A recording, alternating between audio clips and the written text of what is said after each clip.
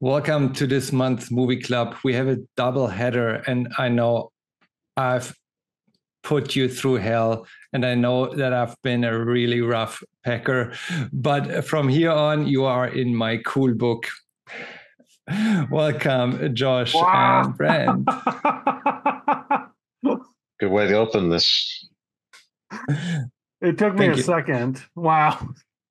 That was again not when I first watched that movie. I was in Germany and in German, and I always found the translation better than the original because he says, "From here on out, you're in my book of cool people." It's like, what's a cool book? But I guess it's the same. It's just a different phrasing. It's a phrase that me and my friends have repeated over. This is probably one of the most quoted movies by my circle of friends when I grew up in my late teens, early 20s.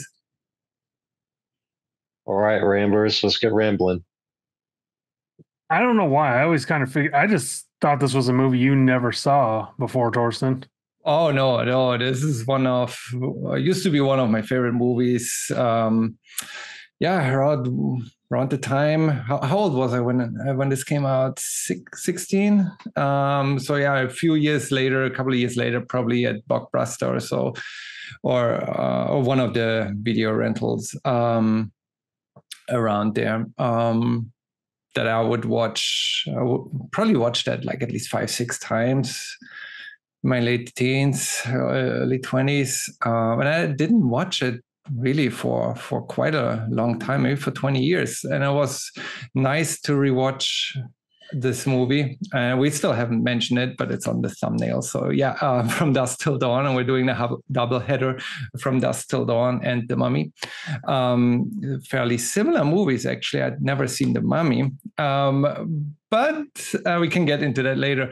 But no, From Dusk Till Dawn, rewatching it after decades of not watching it, I realized that, other than Taxi Driver, which I had seen once, that was last month's movie club, that I was like, oh, I can't remember this scene. I can't remember this. But From Dusk Till Dawn, I was like, oh yeah, no, I know this movie. I know some lines still, even.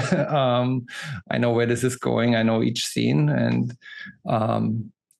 exactly how I remembered it, just in a different language. Wonder if that would improve or disapprove Tarantino's performance. I think he played his role well. The question is, why was the role written like that? And he can ask him himself, because he also wrote this movie. Was just directed by someone else. But hey, Steve, how are you doing? Hanging in there. How are you? Very good, thank you. We just kicked it off a minute ago, and talking about From Dusk Till Dawn. Just talking about whether Tarantino's role as the brother Richard was written, or whether he played it well, I guess. But he wrote the role himself, because the movie was written by Tarantino, directed by Robert Rodriguez, and then obviously starring in one of the main roles, Tarantino as well. Well, I'm not sure if anyone's made this comment yet, but the man loved feet, so I think it's perfect for Tarantino. Well, the weird thing is, because when I first watched it, like no one knew about his foot fetish. And then like rewatching this, I'm like, there are a lot of feet in this. Like, yeah, a lot of feet. Also, I won't kink shame, but it is very obvious, yes. The other weird thing is, yeah, because there's like no redeeming aspects about that character. And I'm like, you play it a little too well. See, the thing is, it's a character, and like the whole idea is he's supposed to play it the opposite how Seth is, because Seth is the rational, more logical, and level-headed one, whereas Richie's the one's going to fly off the handle and is going to be the one that's like irredeemable. Seth is the one where he's like more or less an anti-hero by the end of the movie. I feel like Seth like can hold it, like he has a better mask and he knows when to let it out. But I don't think like I would not call him the hero. He would not call himself the hero. to quote George Clooney, anti-hero. Didn't and say hero. To quote George Clooney, I'm a bastard, but I'm not a fucking bastard. He still has morals. And I also like the little bit of respect he has for Jacob, because like when Jacob's like telling him, like, this is jumping ahead of like the movie, but when Jacob's like questioning like, are you so much of a loser that you can't tell when you won? And it actually kind of makes him stop and like realize like, oh yeah, I totally got away scot-free with all my crimes in the United States, and now I'm in Mexico and things are going well for me currently. So, and he bonds with him. He's like, okay, we have to drink on that one, and he drinks with him. But yeah, why I said so, I made the statement that both movies, I'm glad this is a double feature, because they're fairly similar and they're not. Both movies, From Dusk Till Dawn and The Mummy, have a group stumbling into an impossible place, both into a temple. It turns out one is a vampire temple, the other one is a pharaoh temple, mummy temple. They're fighting weirdos in those temples. Leading up to that, just some world building, some character building. Both have scenes where they're burning things down, burning people and buildings down. The guy with the broken glasses. I'm finding all the little things to compare. So both glasses break. Both have the undead. And both have similar cringy moments, whether that's like in one movie, the vampires responding differently to the same things. And then the other one is like really also scenes that don't make too much sense when the brother starts walking with the mummies and they don't identify him. Hi, Lali. So Torsten's wrong as always, but keep going. Yeah. No, I was actually done with what they have in common and wanted to point out the differences, but you go ahead first and tell me what else they have in common. Oh no, okay, how do we want to do this? Because do we want to talk about From Dusk Till Dawn first, The Mummy, bounce back and forth? Up to you. This is a free format. Again, maybe the least prepared going into any movie club this time around, because I haven't read any additional material, didn't watch any prequels, sequels, didn't watch any additional commentary or interpretation. I've watched From Dusk Till Dawn many times. I've watched The Mummy one time, and I still took some notes. I can't be that unprepared. So, but you feel free to talk about whatever you like. Well, the brother wasn't with mummies. It was with other humans that were infected by the plague. Okay, that feels like semantics, but okay. Well, one requires a ancient Egyptian mummification, which takes hundreds of years, and putting a hot poker into a brain and scrambling it out, pulling the organs out in a certain order.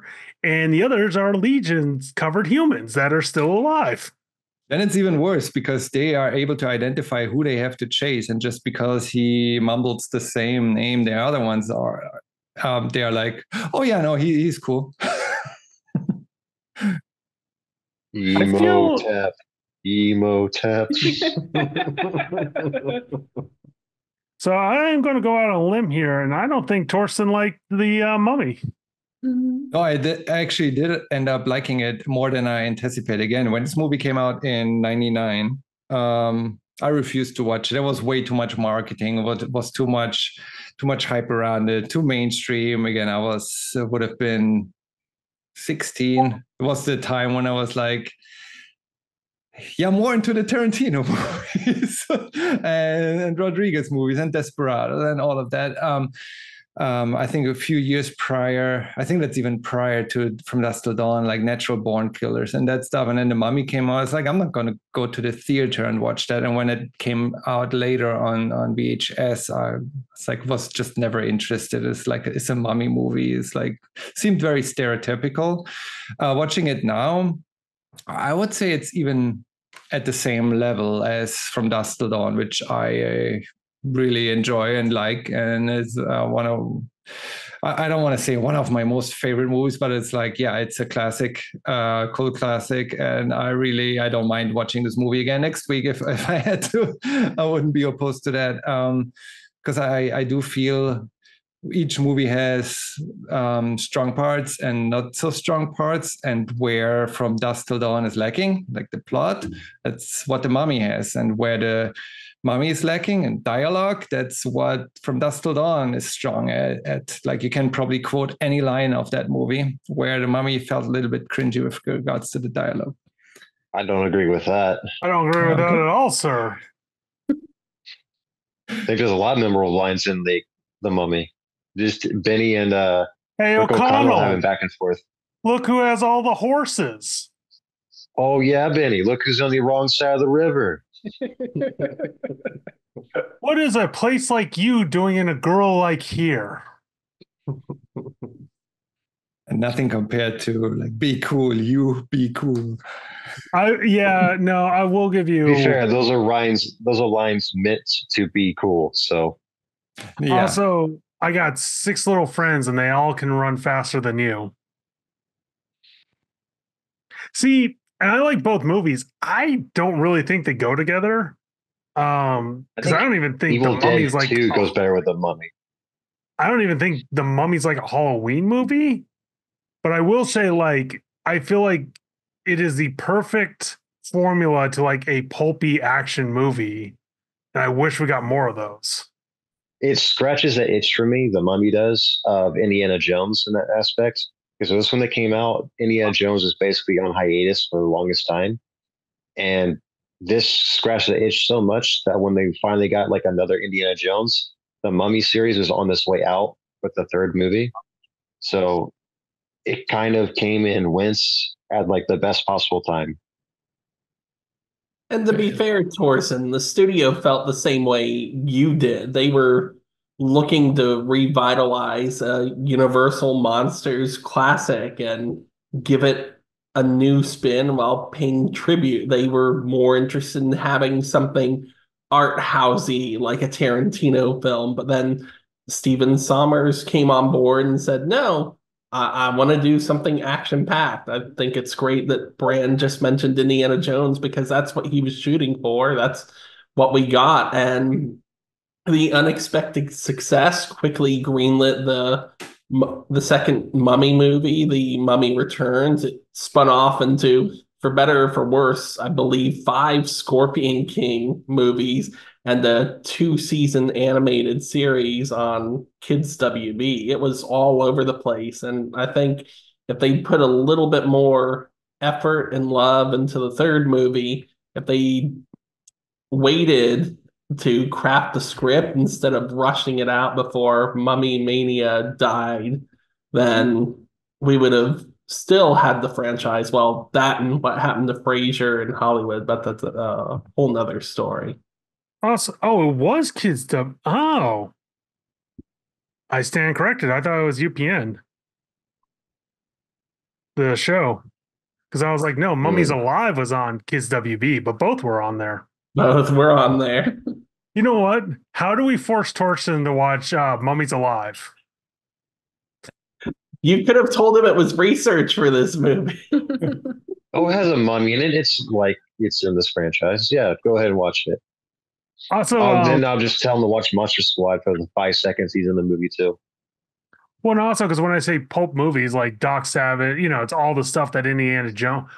Because what made Indiana Jones great, it was the love of all those old pulp serials distilled into one movie. And I feel like the problem with Hollywood, I feel like at times, they're like, oh, cool. It's like, oh, we love more pulp movies. Like, oh, you mean Indiana Jones? It's like, no, there's other franchises. It's like, oh, you mean Indiana Jones? Well, to be fair, I feel like this makes this its own because one thing I will say these 2 movies have in common is how they blend genres together. Because from Dusk Till Dawn, you have like your Tarantino movie in the first half.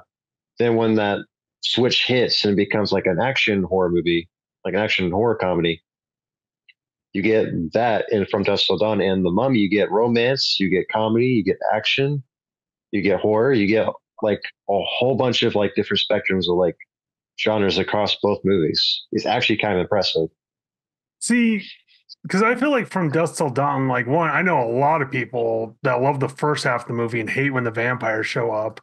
Um, Rewatching this feels like three scripts that like didn't quite make sense on their own. So they're like, well, what if we combine this? Because you got the whole. To me, go ahead. I was gonna say you got the whole robbing bank side. You got the father losing faith because it's like I don't think they had a lot in there, but they had a couple scenes of that, and then they clearly have the bloodsuckers. To me, this felt like the grindhouse of the '90s, where like you had Planet Terror in one half, and then you had Death Proof in the other half. Well, yeah, I mean, yeah, this was a love to B movies, like in the old grindhouse. I would say this was a B movie. I personally love it. Even though the budget was kind of, I mean, it was maybe the time in the 90s, but this is the kind of movies that they don't make anymore. It's literally classic, like B movie on a higher budget, which defines the definition of a B movie or being a low budget movie, but it felt like a low budget movie. I mean, it still had better effects, like the practical effects. I preferred those over the CGI in The Mummy. But yeah, it felt CGI and The Mummy still holds up though. Having just rewatched it again. I don't know. Not all of it. I'm just saying it still holds up for the most part. Compared to like its contemporaries in the time of Phantom Menace, oh, absolutely. Considering the fact that they only had 6 sets to work with in The Mummy, they made full use of them. Because to consider Torsen doesn't have a beating heart. You're on Torsen today. The Mummy holds up. Like, look, the Mummy holds up. I will not take this. The CGI does not. The movie, yeah, like I actually like the movie, but the CGI does not. It took me out. From Dusk Till Dawn, the practical effects actually don't take me out. You can tell it's. There were a couple times from Dusk Till Dawn, like when they blow up all the vampires. I think with the sun, there were a couple times you could tell. Disco ball. The disco ball with the sun. No, with Scott. Because all of a sudden I'm like, that's a bunch of mannequins around him. Those aren't, like, you can tell. For me, I loved how, and this is me being a little bit of a horror geek now, is the heart that like Fred Williams took out of one of the vampires. That was actually a recycled prop from one of the Friday the 13th movies. Mm-hmm. He impaled with the pencil. That was a good bit. Well, they needed to spare some money from the budget to pay Cheech Marin for the 3 roles he played in that movie. You know what, though? Like, because part of me is like, I don't know if that's just to get Cheech, like, a bigger paycheck. If it's, like, a commentary, it's like, white people think all Mexicans look alike. But at the same time, I'm like, I am perfectly fine with Cheech showing up 3 times in 3 completely different roles.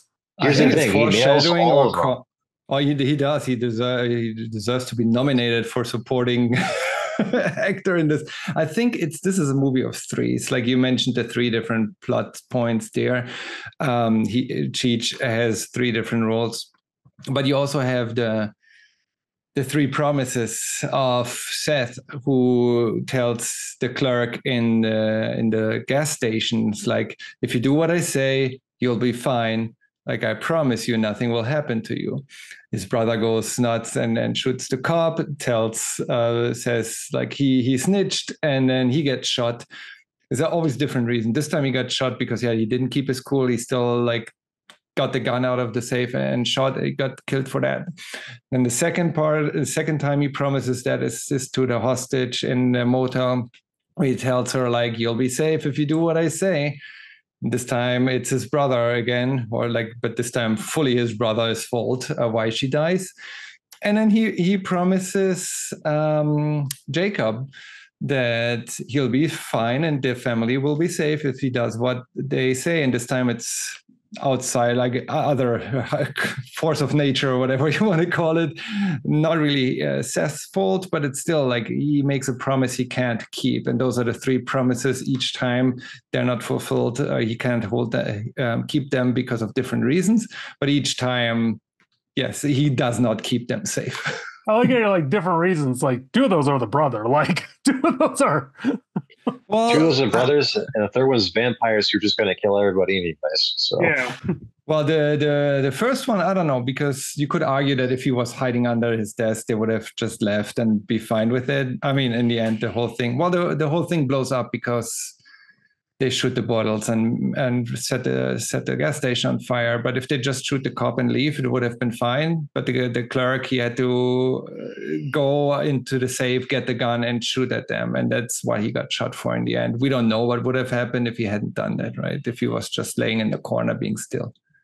Yeah. Why couldn't he just die in peace? He wasn't even shot. Like he was unharmed at this point. No, He got shot in the shoulder. in the shoulder. Yeah. also became a human microwave with all the popcorn.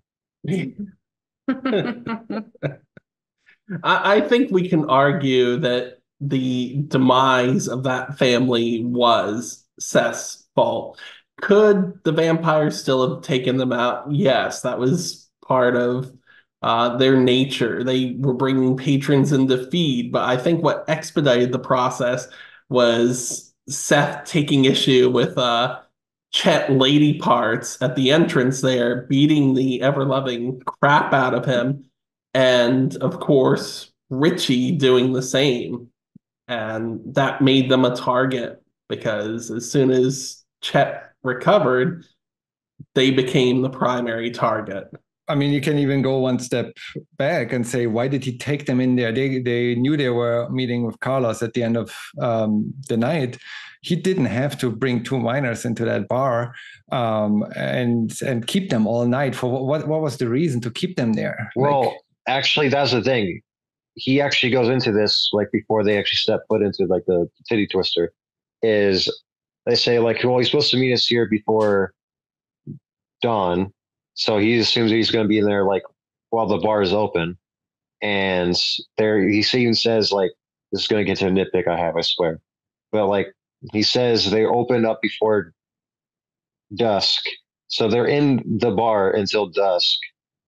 As like, then by the time Carlos shows up to save them, basically, it's already like bright early in the morning. So like my question is, how long were they killing vampires for 8 hours straight? No, they arrived at nighttime and they said the bar closes at dawn. Also, if we're going to nitpick, I do love how they're like, we need to find a hotel. It's getting quite dark. Then it's like 3 in the afternoon. Yeah, that was Jacob's. Like, yeah, I'm a dad, and I would then not take my kids to a motel like that. And they even warn him, since when are the teenagers that are responsible ones, and tell their fathers like, you shouldn't take us there. To be fair, he was very adamant about wanting the bed to sleep in, I guess, after being in the RV for so long. Also, I forget her name, the young lady who played the daughter. I did not realize. Juliette Lewis. Yeah, she's 23 in that movie. I'm like, she looks really young. Yeah, I'm like, you look 14. Like, you, like, what the fuck? But those are the roles she always. Apparently not drinking age by that point either. Yeah. But those are the roles she always had played and still plays. Like, she's still active. And like, I was like, I know her from somewhere. It's like, oh yeah, Natural Born Killers. She's Mallory, I think her name is in that. That came out, I think, a couple years prior to that movie, which felt like a sequel. If you ignore that in Natural Born Killers, she had parents. But if you ignore that part, like that role would have perfectly transitioned. The end of From Dusk Till Dawn, if you put that at the beginning of Natural Born Killers, I think it would have been a perfect transition, apart from the fact that, yeah, she has a different backstory in that movie. Well, it could very well be Tarantino's involvement with Natural Born Killers that got that actress role in From Dusk Till Dawn. That would be because he did write both this and that movie. So, and like, because the dad was in Pulp Fiction, and then Harvey Keitel it's amazing. He's in the last movie playing a completely different role than this one, where he's like about like, yeah. Playing a completely different role in Taxi Driver than he is in playing in this one. And it's somewhat believable still. Also, yeah, the whole titty twister, that's basically Desperado, like the cast. Also, I love how Sex Machine's cock gun, that was in Desperado. There's also a machete as well. Yep. Mhm. And Danny Trejo's been in a lot of these Rodriguez features and was in, I believe, Brand, correct me if I'm wrong, was in 3 out of the 4 from Dusk Till Dawn projects. I don't believe he was fully featured in the television series, but I could be wrong. I don't think he was in the sequels either. I don't think any of the people from the cast ever showed up again in the sequels. Well, the second one's a prequel, and I think the third one's a sequel to this one, correct? Well, to be fair, I don't like thinking about the sequels from Dusk Till Dawn very often because they give way too much backstory to the vampires that we never actually needed. So And that's I'm honestly fine with them just being vampires that had a strip club. one of the best parts about the movie, especially like the revealing shot of it being like on an ancient. Pyramid or whatever. Yeah, I was about to say, I Aztec can't temple, remember if it's kind of looking Mayan thing. or Aztec. I think Mayan? No, that Mayan. I would think the be point is they've been in Aztec. business for a long time. Yeah. They're close to the border. It should be Aztec. But yeah, no, I like. They're all. I mean, they have their set. Every director does that, right? Like they have their set of actors, actresses. They stick with. I mean, you have Salma Hayek also being in multiple Rodriguez movies, and like he keeps the cast together. So does Tarantino. Also, I've just found this out. I think it's like one of the coolest things. In Danny Trejo's contract, if he plays a villain, the villain either has to die a horrific death or be embarrassed, depending on the rating. Because he used to be a criminal himself, and he's like, I do not want to portray like a cool criminal. Oh, He wants there to funny be a about lesson that. involved, some sort of punishment for being a criminal to teach his fans, especially his younger fans, that there are consequences for going down the wrong path. Yeebish. He's also in a ton of films because I'm trying to look up if he did the other Dusk Till Dawn. There we go. Salma Hayek, very interesting tidbit about that. For as little screen time she actually has when you break it down, she also had to spend 2 months getting over her fear of snakes. Oh, I can see it. So imagine 2 months for like basically 5 minutes of screen time. also, yeah, we all know, like, I would love to listen to that conversation. It's like, okay, I need you then to pour beer from your leg into my mouth. This is very important for the story. And into not anyone's mouth, into the one who wrote the story, so you know he gets a kick out of it. He wrote this scene. It's like, oh yeah, I want Salma to do this to me personally, there's not the literally- character. There's literally big kahuna burgers in the shot sometimes. So yeah, like is Tarantino through and through. No, because there's a couple other. Yeah, there's always a couple other brands. Because this one's the weird one. Because it's not one that Tarantino claims is one of his own. I forgot Robert Rodriguez directed this, honestly. And I can't believe, like Robert. I mean, we can talk about Robert Rodriguez separately, or like I don't know how much you want to go into his legacy, but I can't believe like he's doing kids movies. Like where at what point did he divert off and like does both? Spy Kids. Spike. There's another movie my kids have watched probably more times than I have watched from Boy Dusk Till and Lava Dawn. Girl. Which is and We Shall Be Heroes or something. It's on Netflix. It's not a bad movie, but it's for like not toddlers, but like 6-year-olds. He shoots most of his movies in my area to the latest Spy Kids, which is a soft reboot, quote unquote, was shot at the Austin Energy headquarters in Mueller to the east of central Austin. So I feel like he cool. does the Brad Pitt approach, which is the smartest way to do it. You do like your studio movies, you get some capital, then you go off and do the crazy movie you want to do. And it's like, let me refill the banks. But I Well, don't You know can if he also got also that much money for those. Those are not even. I don't think they came out in the theater. Like I think they they're did. just Netflix. No, the first four Spy Kids films did. The Yeah. reboot was Netflix only. Netflix paid top dollar for that movie and financed it as well. So Rodriguez basically got profit for it. I think Shark Boy and Lava Girl performed all right. That was definitely in theaters. Also, because I Unfortunately, was I had to talking see about that the in We theaters. Can Be Heroes, which is a Netflix movie. But yeah, that's again, Netflix- that's the one I have to watch like basically every 2 weeks or so. well, the thing is, like Steven said, Netflix pays better than theaters nowadays. Like, Yeah, or they wouldn't be putting it on Netflix. I mean, they offered to finance a third Sin City film, but he turned it down for some reason. well, and the other thing, he has a history of because he did, oh, what's it called? El Mariachi, then Desperado.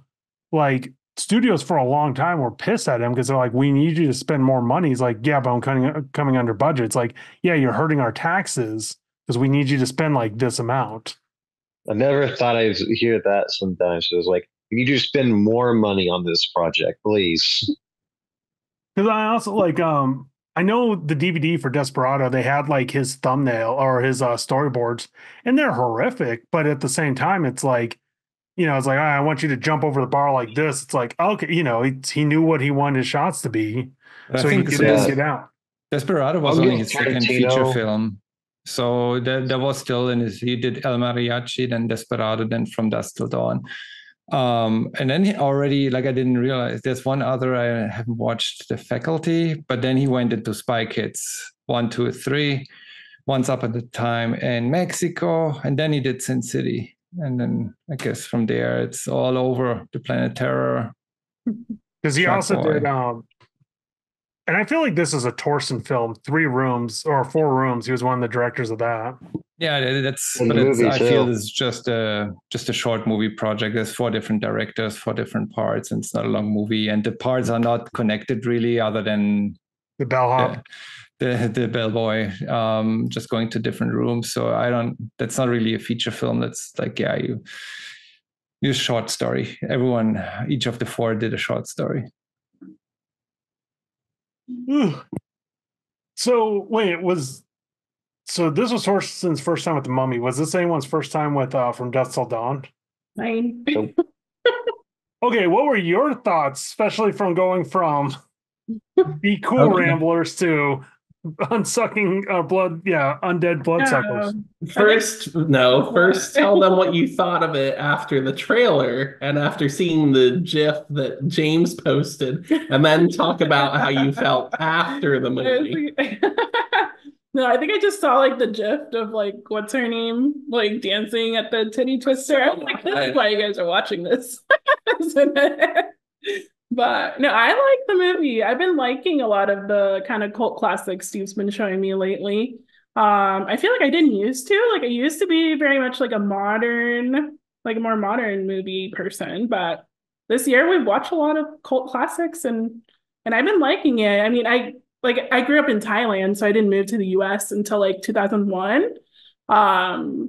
End of elementary school. And The Mummy, funnily, is like one of my first memorable like movie that I watched when I first moved here. I think my family really liked it. My aunt and my mom really liked it.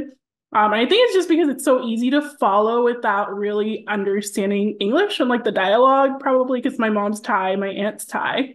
So like they like kind of like more, I don't know, like action humor, type movies. Like Jackie Chan's were like what they always went to the movies to see. That felt like, which we've kind of lost, the like classic Thanksgiving weekend movie where it's like, here's a movie like kids could enjoy, the parents can enjoy. Yeah, that's true. But The Mummy kind of took me back. I haven't watched it in a long time. Also, It's been a minute since I watched The Mummy as well. I distinctly remember the scene where like the jailer gets like a scarab stuck in his skin and goes up into his like brain and he runs smack into the wall. That is distinctly burned into my brain as like one of the first times I've seen this movie. Yeah, I forgot about all the side characters. Like each time they popped up, I was like, oh wait, I forgot about that person or whatever. But yeah, it was entertaining. The Americans. See, what's funny is in a different movie, the Americans would be like the heroes of the story. Oh yeah. Also, man, Benny is like the perfect, just shitty like side villain. Oh, he's absolute coward, but it's so entertaining. I also You've got love more where balls than brains, O'Connell. I love how he pulls out like every known religion like sign. It's like, worked. but I'm like, that sounds like Benny, where he's like, don't know which Yeah. one, but one of these will get me out of He this. just knows how And to the come only away. reason it worked, It's like, He's a only convict. reason it It's worked like- is because language of the slaves. I guess you'll be some use to me. and translate. Now, here's Yeah. a real No. I guess Like- technically the main character, like the female, what's her? Evie. Yeah, technically Evie. she's kind of Rachel the Weisz. villain. No, I mean she's the one who started the whole thing. To be But, like, fair, it's a klutz. she read from the book. I think just reading from it. But that Well- being said, like that's also saying like Bruce Campbell's like the bad guy for Evil Dead. So Yeah, but it kind of fits her like opening scene of her being like a klutz and just like, doing things and then like things completely going wrong, I guess. But it's such a That poor library. typical like 90s movie, because if this had been done 10 or 20 years earlier, you would have had like the Rick, Tom Cruise right? in Like it. the Brent Fraser would be the masculine like star of this, and she would just be the damsel. Here in the 90s, like nowadays, she would be probably more stronger, because this would be still seen as like diminishing women. And in the 90s was right in the middle, where they put like a women's main character all up front, but she could still not outsmart to everyone else too much and be the hero. So it still had to have some goofy elements to it. And she had to be clumsy, but she was still brave and leading forward, but she could not be the smart one, right? So it's so just representative for the 90s, I felt. But it's Well, I also, think she was smart in this movie. I have to disagree with that because she's definitely very capable in this movie. Like there's a Yeah, I lot of would times where like say clumsy. Like she still had to be She's- a flaw yeah. where she's like, Yeah. oh, she's just a girl. Like this, Yeah, this clumsy, side but she's tone had not to be dumb. in there. but I Yeah. also feel like they're the perfect four-man band, because it's like O'Connor's like the lead slash like the leader. Evie is the brains.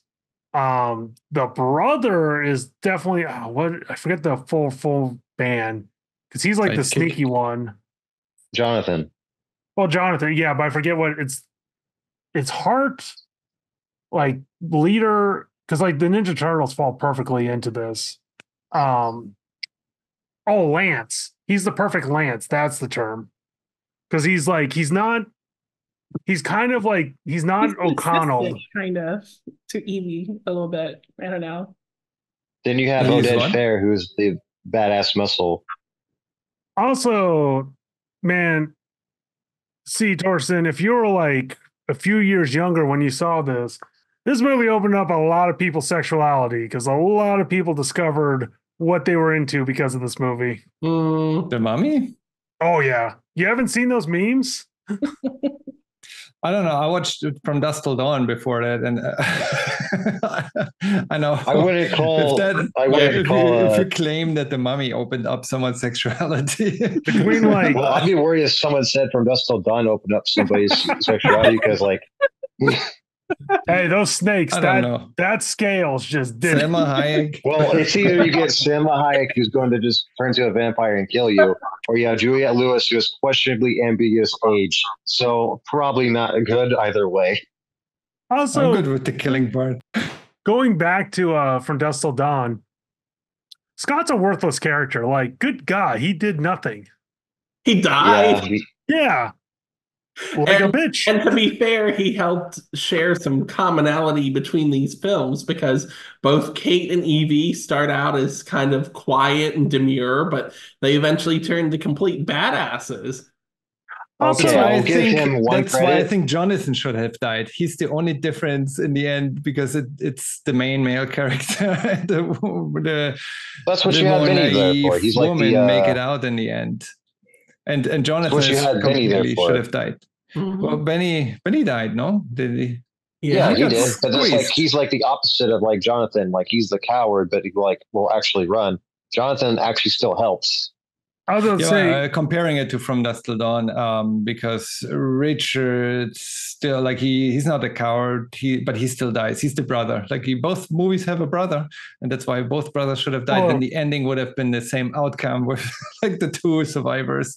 here's the thing. Anyways, We all knew Rich was going to die one way or another. Like, Seth was going to have to kill. Like, I doubt whatever Rose, wherever he was going, it's like, I don't see Rich doing well in a place like that with a rule. Like, Seth was going to have to put him down one way or another.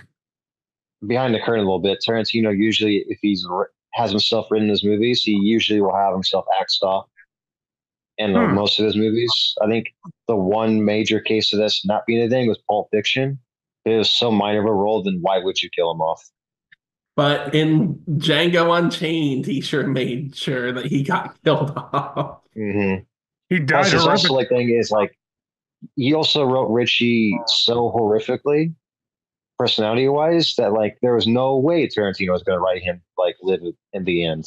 I think we were lucky Seth got away, honestly. Also, what's crazy about we can't do this movie club without mentioning it.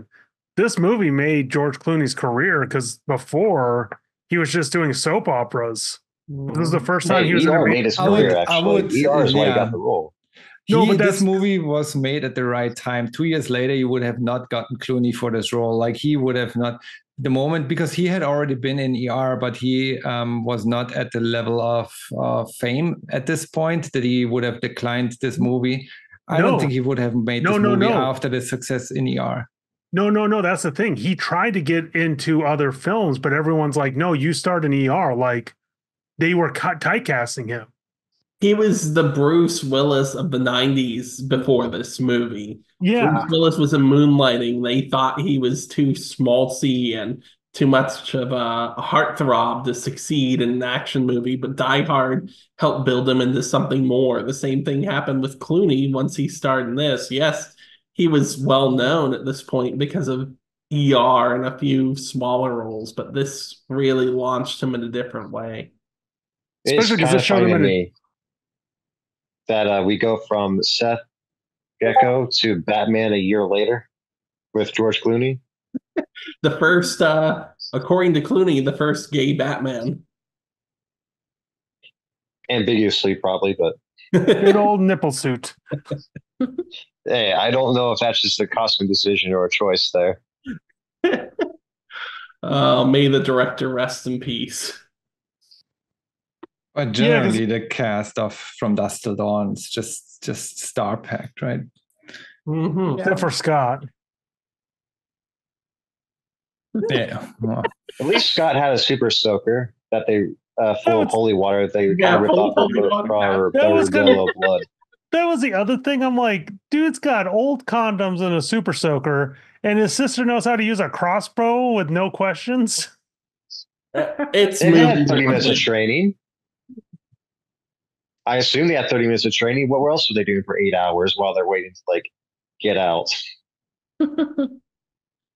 I mean, obviously, it was just made with movie logic because Kate's got an endless supply of bolts for her crossbow, and he's got an endless supply of Jimmy hats full of holy water.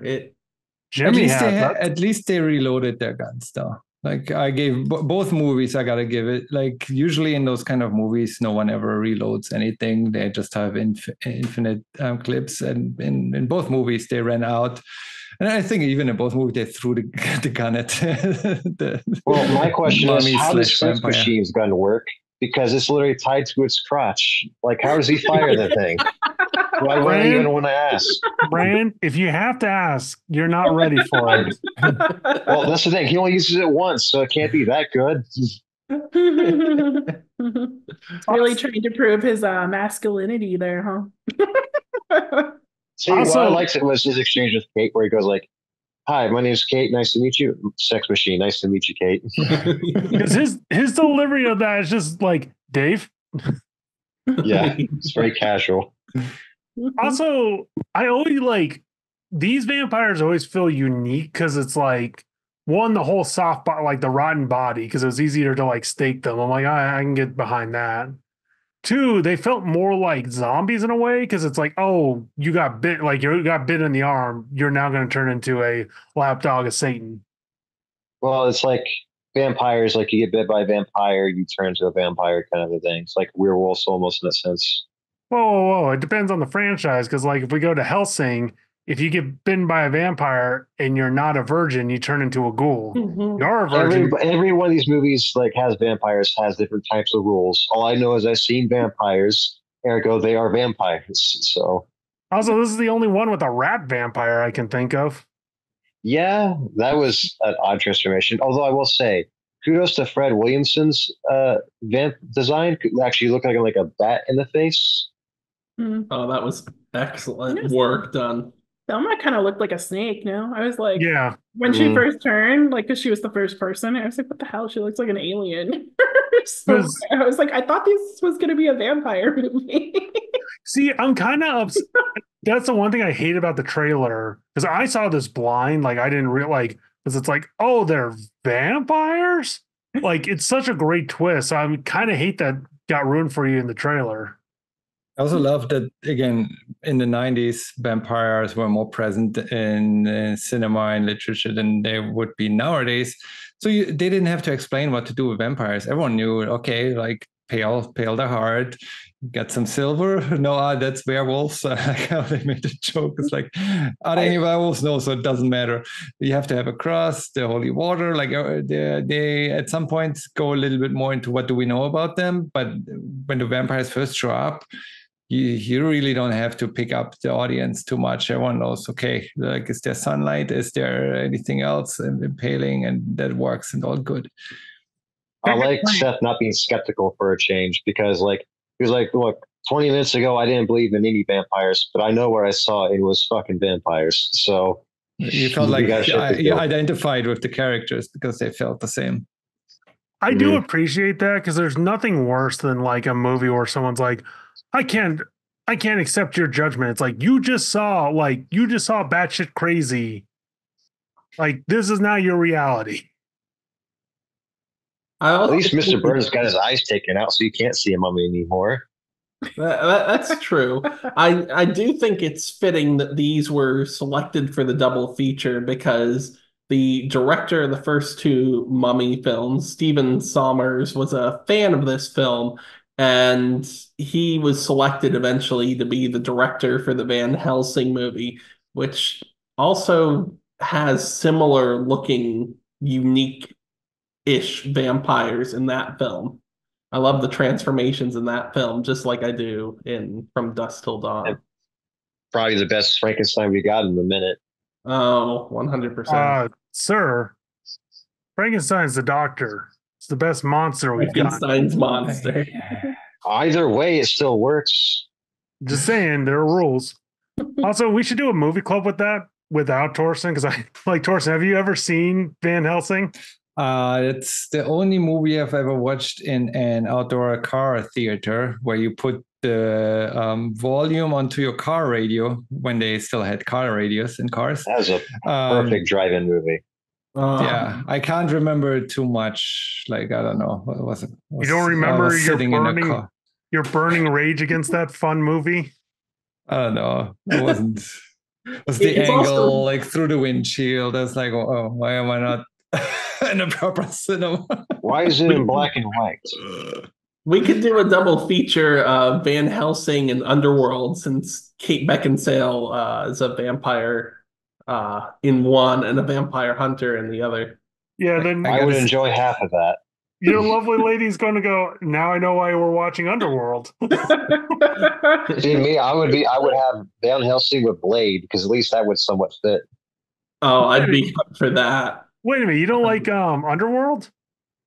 Nah, for me, it came out that same era of like 2000s movies where it just felt like less like action horror and more just schlocky horror than action.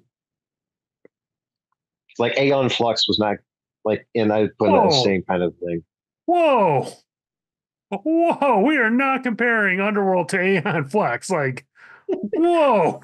It's just an evolution of what happened in the 90s, in my opinion. From Dusk Till Dawn, The Mummy, they're corny, and eventually that sort of evolved into what was easy to make and marketable. That's why we got movies like Ultraviolet, Underworld, Aeon Flux, because of the success of films like The Mummy and From Dusk Till Dawn. You could make them on a The 90s small budget and yet make the money back easily.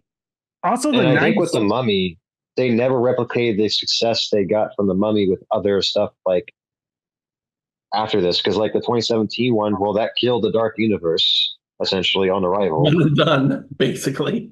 Also, there were a lot of vampires in the 90s, like a lot. Interview with a Vampire, Buffy the Vampire Slayer. Both this movie, Dracula, Dead and Loving It.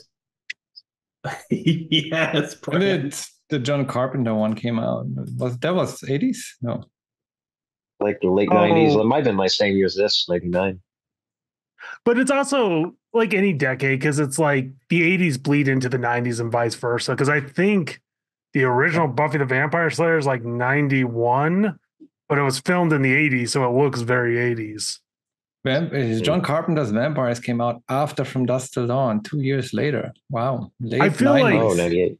I do feel like this brought in a rush because it was, we can do vampires that aren't Dracula. Mm-hmm.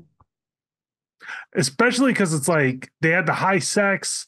They had a lot of stuff with with all of the vampires, but they weren't as like classy or like as charming. Oh no, these vampires are brutal. They have like heads would literally roll. Also, it was dumb. It was not needed, but I love that band. Yeah. Or so like guitar. They were a real band too. Screw everybody, good night. And they disappear. I just love that you turn around, all their instruments are humans. It's like, well, that was quick. Yeah, at least they kept their music passion going, even in the undead. Yeah, it was fitting for the movie, the music. That band actually showed up, I believe, like I just remember, I have to quickly Google, but they're called Tito and Tarantula. And they showed up, I believe, in multiple Tarantino, Rodriguez movies. I was saying, I think Rodriguez, at least in the soundtrack, I believe. They do show up in Desperado. I know that because the main guitarist was he was hanging out in the bar with Cheech in Desperado. They play good music. I have one of their albums that I picked up because Tarantino had a band at the time. He was producing and directing and writing Kill Bill.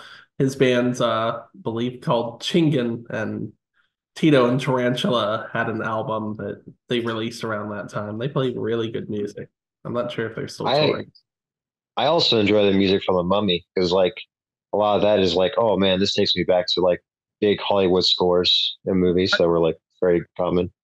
Yeah, because like I said, everything about The Mummy, it feels like, it's like, man, I want to make like a pulpy action movie. It's like, look at The Mummy, like soundtrack, even like, the heroes, the stars, because they all kind of fit a certain bill.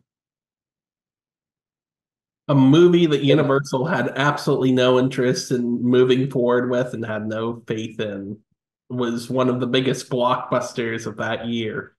And if it were not for George of the Jungle, we wouldn't have Brendan Fraser for that movie. Who I'm glad Brendan Fraser, despite all the understandable reasons why they took their hiatus, I'm glad he came back and got his Academy Award for The Whale. Oh, amen.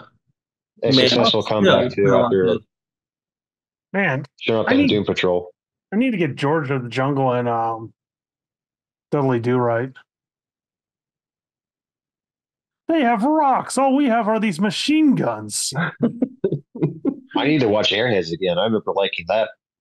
Oh, that was a classic.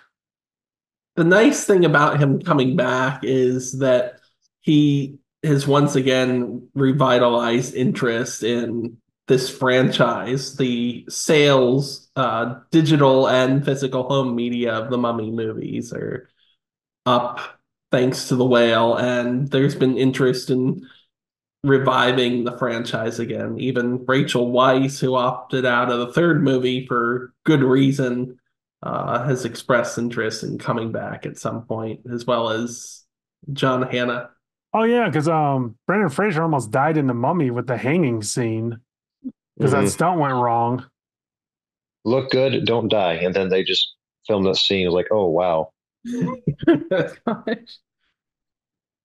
So yeah, so I feel like I said, they're both good movies. I would never really put them together because I only wanted to watch. The second brand was like From Dusk Till Dawn. I'm like, yeah, that's where I'm putting my hitch. So I wouldn't recommend it. But what was the other? I would say like American Werewolf in London has more to do with than, I don't know. So there is a certain charm to watching them back to back, like From Dusk Till Dawn first, then The Mummy. Yeah.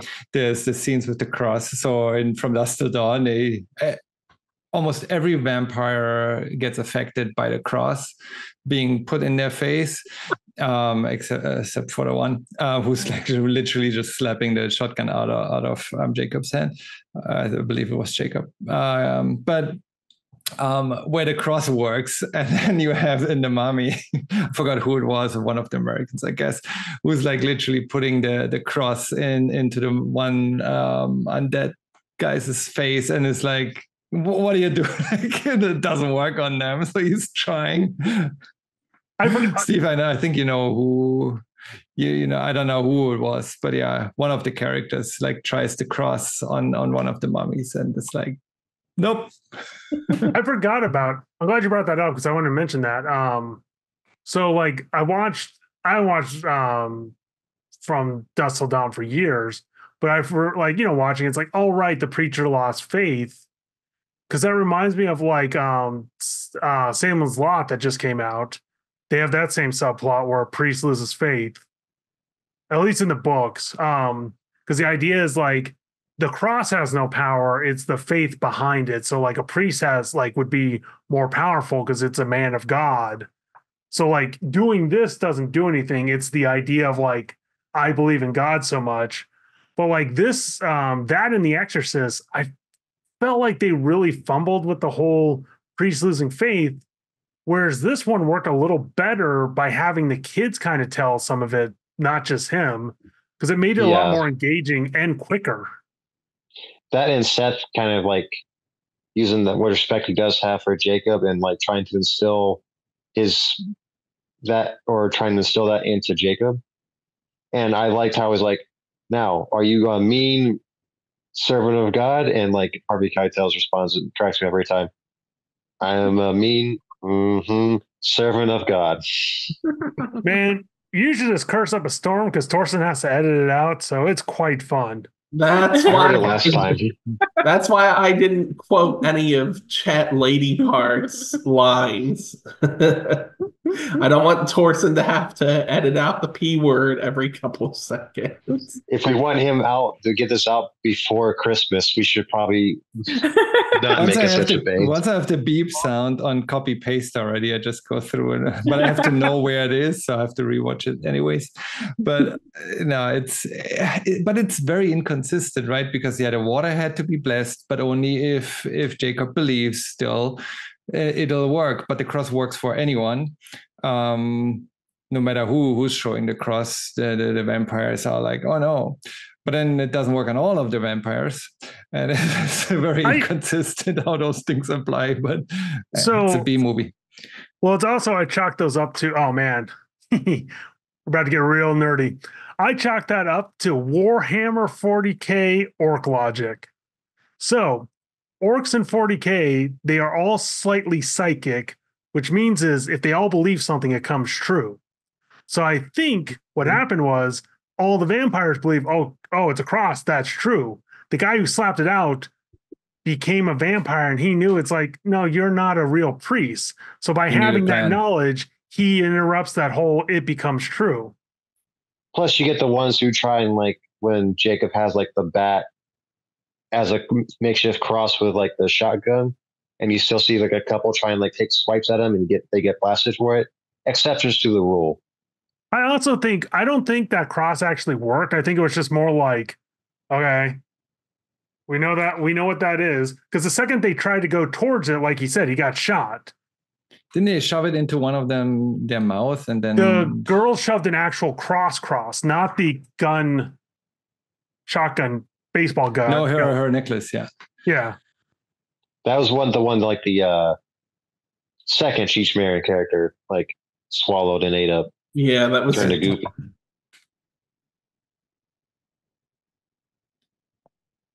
Chet Pousse. I can't believe how like Cheech and both Tommy, also Cheech and Chong, both of them are still. See, drugs don't do that much harm. They're still happy and alive. They're, I believe, 80s by now. Well, here's the thing: Cheech and Chong did a lot of weed. Because you look at like Iggy Pop is the exception. They did something else. Well, true. Well, like Iggy did a ton of coke and just stopped at the right time to like live forever. Because if you do too much coke, you either doing little or you do so much that it preserves. How explain Keith Richards then? Yeah, exactly. Thank you, Brad. At some point, it's I say that a week from now, and I'm like, oh, that's going to age terribly. Some people I'll make sure to publish this fast. Oh boy. I can't believe Brand killed Keith Richards. No. That'll be the one comment on this. Get some clicks. Get some watch. We gotta get more views in Small Soldiers somehow. Honestly, hey, Taxi Driver, it's like close to like 3 views up to Small Soldiers. I don't know how, but wow. I mean, people like the movie club, so. Yeah. I will say, I feel like I owe Small Soldiers an apology after Taxi Driver. Woo! It's still not good. You take that back. You love it. Are we really going to go over May's mishaps now? It's October. Brand new start. I would love to see like the behind the scenes, because part of me is like, did they commission someone to make the titty twister sign, or did they find the titty twister sign and said, we have to make a movie around this? I would like to think both. I would like to think that Tarantino just had it in his backyard and needed to get rid of it. Including the temple. Which you can tell how that's the only CGI, I guess, in this movie. That's not CGI. That's a green screen / that's painted. Not painting, yeah. Yeah. God, I admit though, what a great name for a strip club. Titty Twister? A biker club. We serve only truckers and bikers here. Well, at least they're honest. They might be vampires, but at least they're honest. But he tried to warn them, like, this is not for you guys. We are not your people. Like, this is not, like, you should leave. It's like, but he knew, right? The bartender was one of them. So he told them, like, you better get out of here. Like, they should have listened to him, not be stubborn. And wonder why they also just thought it was like a bar and not, well, I guess for dinner now. Yeah, no, but yeah, to your point, Lali, why would he tell them to leave if he knows, like, we're about to eat? Or why specifically biker and truckers? Is it just like, are they some like alcohol content? I think alcohol content in their blood. I think the idea. My guess is they're on the road so much they won't be missed. Yeah, that makes sense. I don't want to kill those teens, but I will if I have to. Maybe he was trying to save the kids. Yeah, exactly. The children. Well, and my question is too, because it's like, I feel like you can't do the killings like every night, because it's like people wouldn't come back. And no one came back. Why would you need them to come back if they're already offed? But yeah, who's visiting them, right? Like, there can't be a regular, because no one gets out of here alive kind of situation. But that's my question: is it the kind of thing where it's like if you do it randomly, people won't discover you as much? But you see the backyard, like it's been piling up for quite some time. Like it feels like every night. Plus, what it seems like it's a middle of nowhere location too, so people just happen to stumble across it. And from what I guess is people making truck stops or just bikers just, oh, here's a bar that looks like it'd be up our alley, and this person up front telling us all about the stuff we've been missing out on. Basically, let's go here for like a spell. It's what Carlos says in the end. Like, oh, it just really looked like a cool place. Like, I've never been here. What's that was wild though. The opening scenes to the Titty Twister, just them driving in. I was like, "What the hell?" Mad Max style. What's crazy is, and I won't quote it, but when I went to the red light district in Japan, there was a dude outside of a strip club. It wasn't. He was describing titties, but it was clear he was a fan of that movie because he named every kind of titty. I was dying at that part too. Or no, the other part. I do feel like smelly, black, yellow, white, snapping, hairy, bald. When it gets to snapping is when I lose it because like, oh my gosh. Just the fact that Cheech was able to do that all so naturally is wonderful. You gotta buy one, get one offer. One for a penny. You can find one for any cheaper. Fuck it. Also, right in the camera too, like breaking the fourth wall. Say you're technically never supposed to look down. What's called looking down the barrel, like looking at the camera like that. But it worked. It worked perfectly for that scene. He's so good in those roles. It's telling the audience what to do. Well, it's funny because like he was kind of creepy as a border patrol guy. 100%. Especially, you should have had that as like the backdrop for like your thing.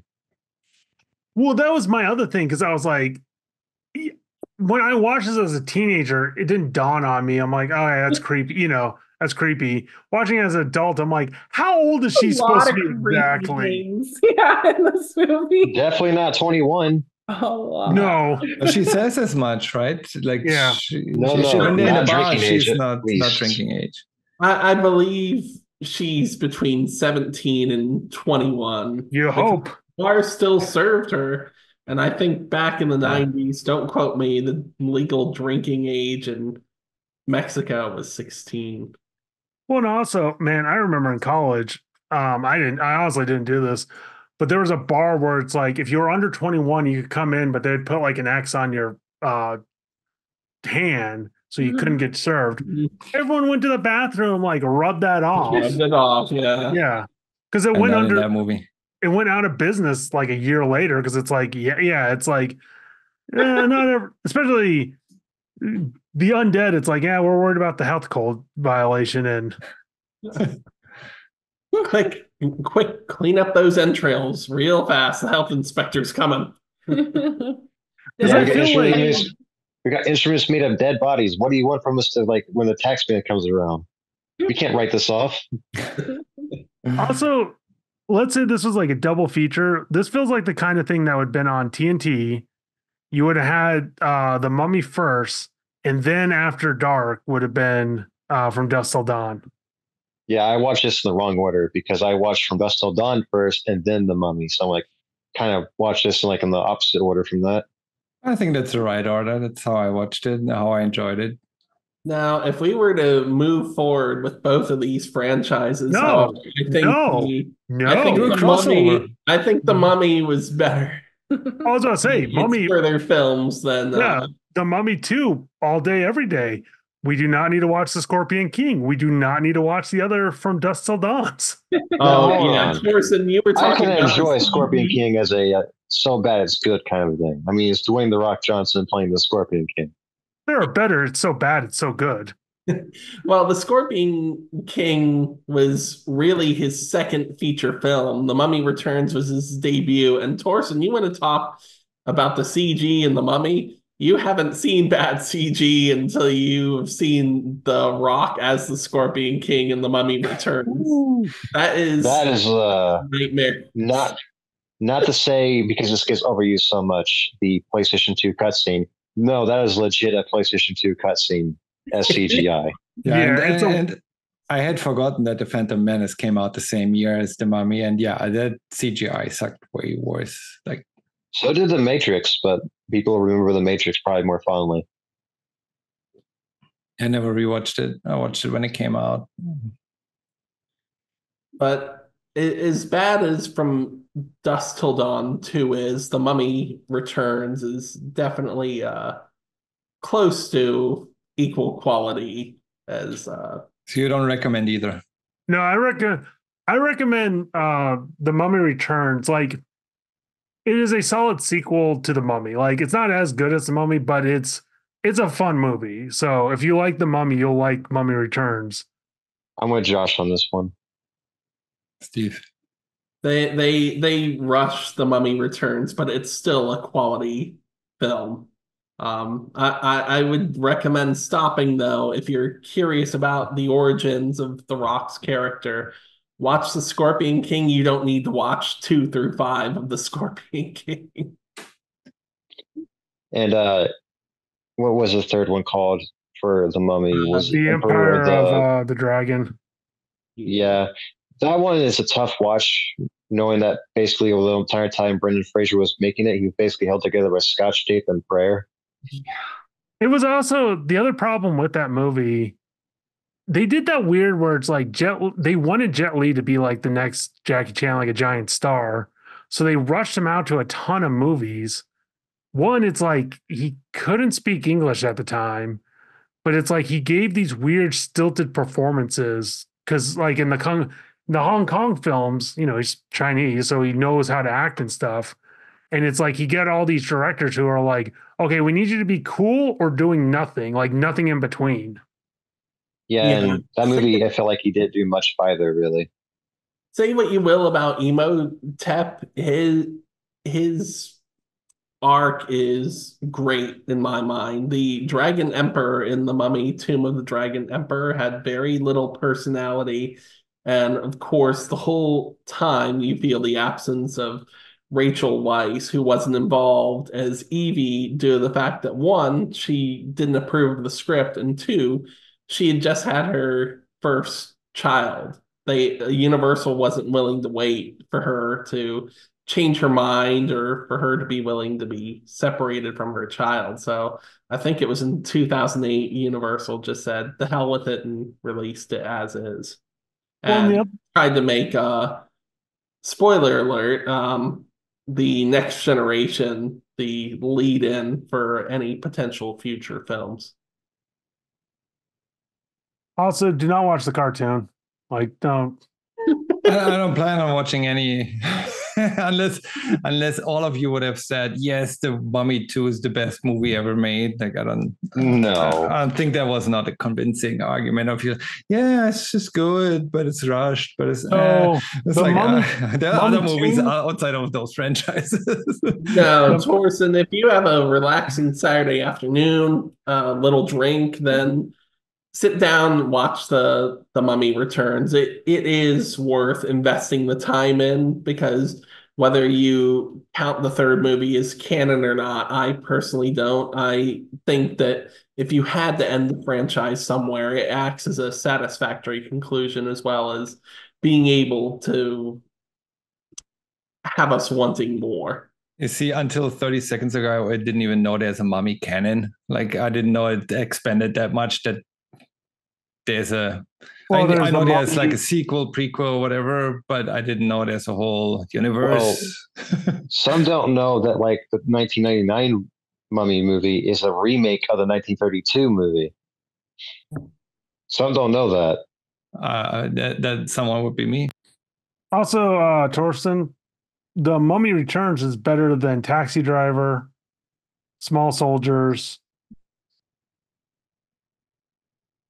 Not the last unicorn. Josh doesn't know I muted him. Anyway, Uh, I can't unmute you, so you have to do that yourself. I'm sorry. but yes, the Mummy Returns That was a joke. is worth watching. The Scorpion King, just to have a little bit of expansion on the backstory, but Universal had so little faith in continuing theatrically with The Rock's character that The Rock's not in the Scorpion King 2 through 5. I think we have in total 3 different actors portraying the same character across 6 movies. But the 5th movie does set up where the character finds himself at the beginning of The Mummy Returns. I will say that one positive thing about Scorpion King franchise. You're still muted. He knows, but okay.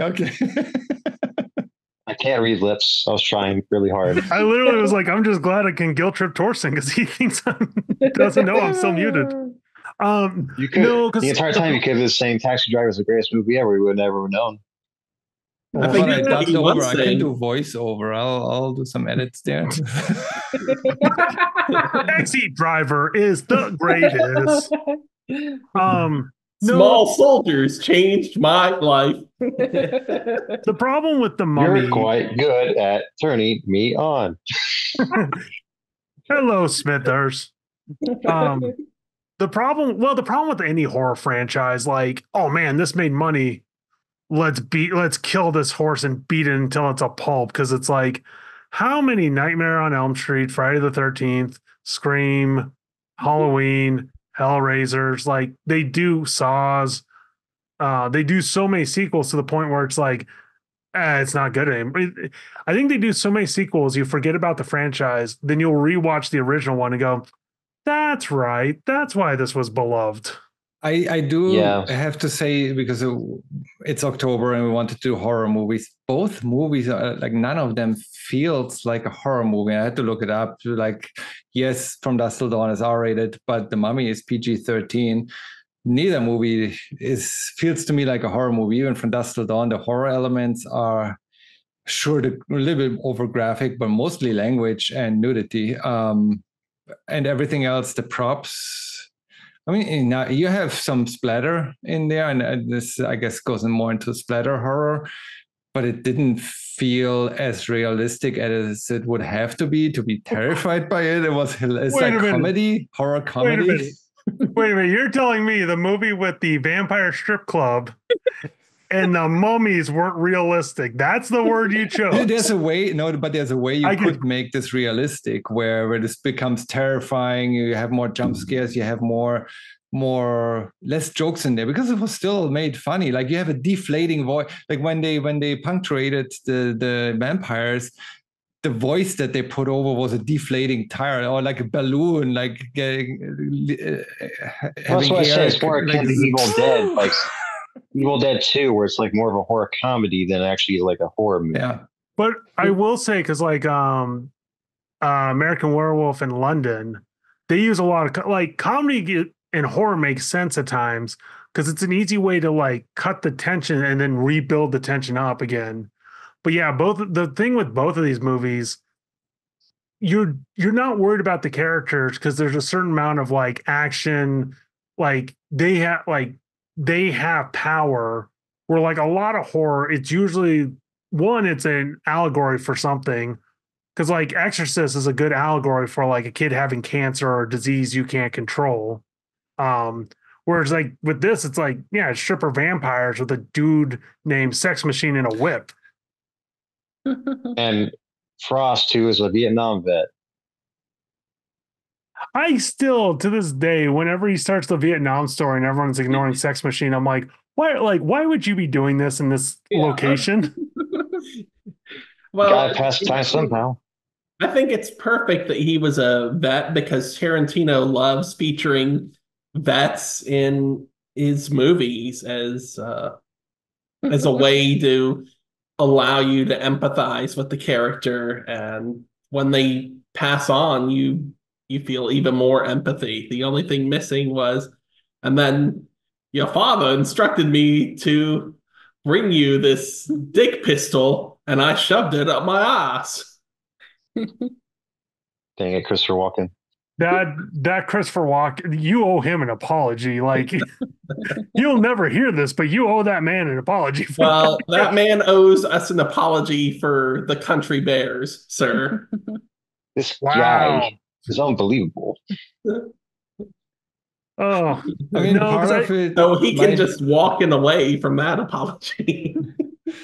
Part of it might be that none of the characters was really relatable. None of the explorers in the Mummy, and none of us, I assume, are bank robbers. Maybe Kate and Scott a little bit, but then I don't know, like who's that? He would have made the decision to check into that motel and like go. I don't know, but it still didn't relate. Like I didn't feel. well, you didn't have the involved them with the characters because they don't also, it doesn't need to, they don't try to, right? You don't have the fear. Like, it's two things. You don't have the fear of them. Like, that's the main thing of horror is the fear and empathy of the character, which is hard to do, especially because like you can either be too slow where you try to give too much of that, where you're like, I've gotten too much information, I don't really care, or something like this where it's like, yeah, because even though like characters die, I'm never like, oh no, it's like, okay. You have to invest Yeah, with like it. Yeah. the Mummy had like very likable characters. I think a lot of that crux of the movie that I think works for me is like I am very happy like watching these characters on screen and get to interact and do shenanigans. And from Dusk Till Dawn, it's like not a whole of them are actually likable when you break it down. But I still want to see them make it through the end of the movie because I don't want to see the vampires win. I mean, there's the option to break these characters down further, explore their mental distress or issues. But at the end of the day, what we got were two films that were just great, fun popcorn movies. You don't need to dig any deeper than surface level. You certainly can, just like y'all did a stellar job doing with Taxi Driver, but the need's not really there unless you feel it is there. And I feel the deepest it's gotten was the opening scene of From Dusk Till Dawn, where the clerk literally puts on an Oscar-worthy performance. You really think he's like just like doing a great job acting, and then they come out of like the back and it's like, dude, you gave too much away. You gave him signals. And like first time you're watching this movie, you're like, what? even after multiple times watching, it's like this dude did a better acting job than anyone else. What kills me about that too is the underrated joke in From Dusk Till Dawn, where like they show like a news report of like the clerk getting shot, and it goes like a publicity photo of him, and it's him with the fish and the beard going, the most hillbilly shot ever. And the reporter being super happy. She's like smiling and laughing. She's like, oh yeah, there's not more. The death count is up to 16, now 70. Like this is feel like a Natural Born Killers, like kind of a thing. Like which was we're also literally having scorecards for like movie. The Gecko Brothers. Also, because I feel like the other thing with Halloween, like most, if you want to get technical, most Halloween movies aren't Halloween movies. Because like Hocus Pocus takes place on Halloween, and then Halloween takes place on Halloween. Most of them don't take place on Halloween. It's just they're scary, so we watch it this time of year. Yeah, some of them take place on Friday the 13th. That's news to me. I never knew about that. Some would say too many. Look, and if we're gonna go into movies that are so bad they're so good, Jason X, that is just like the pinnacle. Well, if we want to do a so bad it's good, we could always save that as a vote for April, as an April Fool's style movie. What's that movie We called? can finally talk about The Room. Oh, I'm all for voting for Jason X. That is a modern day classic. Tell me why so your days are numbered. But Steve, you made a comment about Natural Born Killers I didn't catch. I haven't watched that movie in, again, decades. This is all the same generation of movies that I watched like at the end of the 90s, early aughts, watched multiple times and then never since, for over 20 years. You were saying? It still holds up. It's a stellar popcorn movie. I've mentioned this before. I grew up in a somewhat conservative household. I didn't see my first uncut R-rated movie until I was 18. So what happened when I started working at Best Buy? I binged as many R-rated movies as humanly possible. Natural Born Killers, From Dusk Till Dawn, Sin City. I binge as many as humanly possible, but I haven't seen the uncut version of The Godfather, so you can hold that against me. And So, some of them, I mean, they're either. just Steven, films that when I go back and watch them, I have that feeling of liberation, but feel that feelings that the directors wanted us to feel, and that they were not seeking for deeper meaning. They were just trying to get butts and seats and popcorn eaten at an exorbitant prices, even in the 90s. well, I think it's more because like I did a quick look. It's the 90s was a weird time of excess because I think it was like we could show more sex, we could show more violence. Because like it's interesting that like Natural Born Killers, this, and I would say even Body Bags like go together. Also, not to outdo you, but I've never seen The Godfather. I've read the book. My thing about like horror, especially around like this time of 96 and 99, this is also knee deep in like the Scream kind of era of like horror movies, where the focus is not so much on slasher movies or like Universal Monsters or stuff like that, but more like on true crime and that kind of genre. So yeah, you could make a case of like From Dusk Till Dawn and The Mummy are kind of passe in that regard. But for me, they just kind of feel like genre throwbacks in the kind of sense of like days gone by when like in the late 90s, this was a breath. This would have been a breath of fresh air to me because I was sick to death of Scream by the time that was out and it became popular. Well, the So problem seeing with stuff like The Mummy is like, oh man, this is more of like what I'm hoping for when it comes to like these kind of action horror movies, and less the meta commentary on the genre that we got from Scream and stuff like Urban Legend and I Know What You Did Last Summer. the problem Yeah, too with which, the problem with these movies compared to Scream, I Know What You Did Last Summer, yada yada. Those are cheap to make. Like Oh yeah. slasher films took off too because it's like, oh man, this is a slight gamble. We can make it for like a fraction of the price. Because the problem with big monster, like honestly, if another good horror movie to do is Pumpkinhead, like that one's a very underrated. Oh, that's a very, very underrated film. Leprechaun was made on the cheap too, and I feel that's still an underrated movie. Not a great Won't underrated hurt you. movie. There's only one good thing that came from the Leprechaun, and that's Wayne's World. Ugh. No, I do hope. And the thing is, like, I would love more ugly, dirty monster because, like, From Dusk Till Dawn, there's not a pretty. That's the two opposites. This movie is like dirty and ugly. The Mummy is very pretty. It's gorgeous, yes.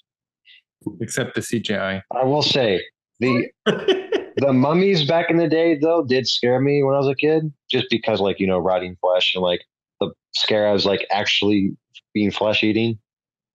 Oh yeah. Did you ever But that read? was creepy, Yeah, that was a horror element in it.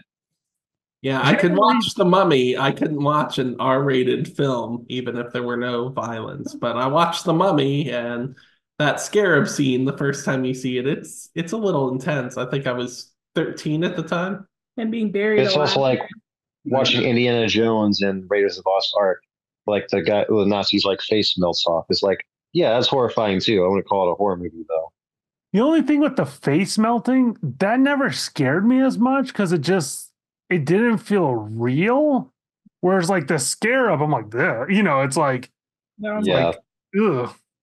Well, they do show it traveling up from his foot up to like his head and then just sink. It's like, oh no. And also, like you said, him running into the wall, like that was such a brutal take.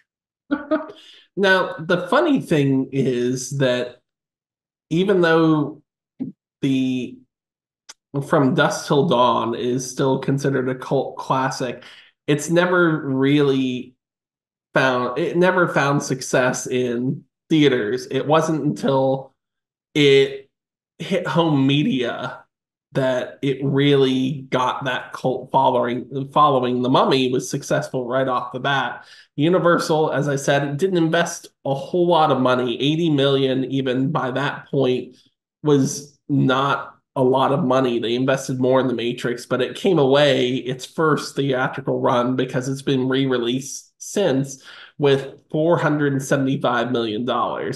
Whereas From Dusk Till Dawn, it took about 20 million to put together. Some of that was financed by Tarantino and Rodriguez, once Rodriguez was selected as the director, and it made about $60 million. It's also, though, like The Mummy you can market, because they did market it towards kids and stuff like that. Yeah. You're not going to have like Titty Twister, Cheech toy. It's like, I mean, maybe nowadays, but back then you wouldn't. Oh, No, and I don't know I would why go I this long, not remember. mention like the best supporting character, Winston in The Mummy. He's only in like 2 scenes, but he's like the best character. He's amazing. But yeah, I don't know why I remember the marketing being so big for this one. Maybe they had just more trailers tailored at my demographic, but I just remember it being everywhere. But yeah, the budget is. Did it It's come out lower. like a year later? Or no, it would have come out at the same time, right? No, the Mummy's from '99 and Dusk Till Dawn is '96. 3 years. No, but I'm older. saying The Mummy released in the US, it would have came out the same time international. I think so. Yes. The only thing I could see, Usually, even if it's like, it's- maybe if it was a couple weeks different, like all of a sudden it made a lot more money. So they're like, you let's see, it was successful over there, so we'll pump more into the international release. I'll research that real quick. I'm glad you brought up Winston Brand, because with his death, they had to rely on another side character to kind of save the day last second in The Mummy Returns. And that was something we were missing in Tomb of the Dragon Emperor. We didn't have that Winston style character in that third film. And I think it took And away. Winston had such a like this over the top personality that was also kind of like somewhat noble too. It was like, I should have gone down with everybody else in that great war when that happens. And like, you know what? I hope you get your wish in an odd sort of way. And he did. So He definitely did. Well, and Winston felt like, because I remember like my dad and grandpa always loved like their old war movies and stuff. Like he felt like a character from that definitely outlived. Can we also express the irony? I mean, I know it was part of the culture, but like, can we express the irony here that Pharaoh got pissed off that his mistress had her own male version of a mistress, and that's what led to his downfall? his priest, no less. Yeah. I just love the irony, the fact that like the Emotep of all the people he steals the eyes from, he steals it from the guy with glasses. I love that, because I was wondering if that meant he had inherited that. Yes, because he's like, I think you're my former love interest from 3,000 years ago. Yeah, he kind of looked like her. I can't really tell. There's something wrong with these eyes. Hold on.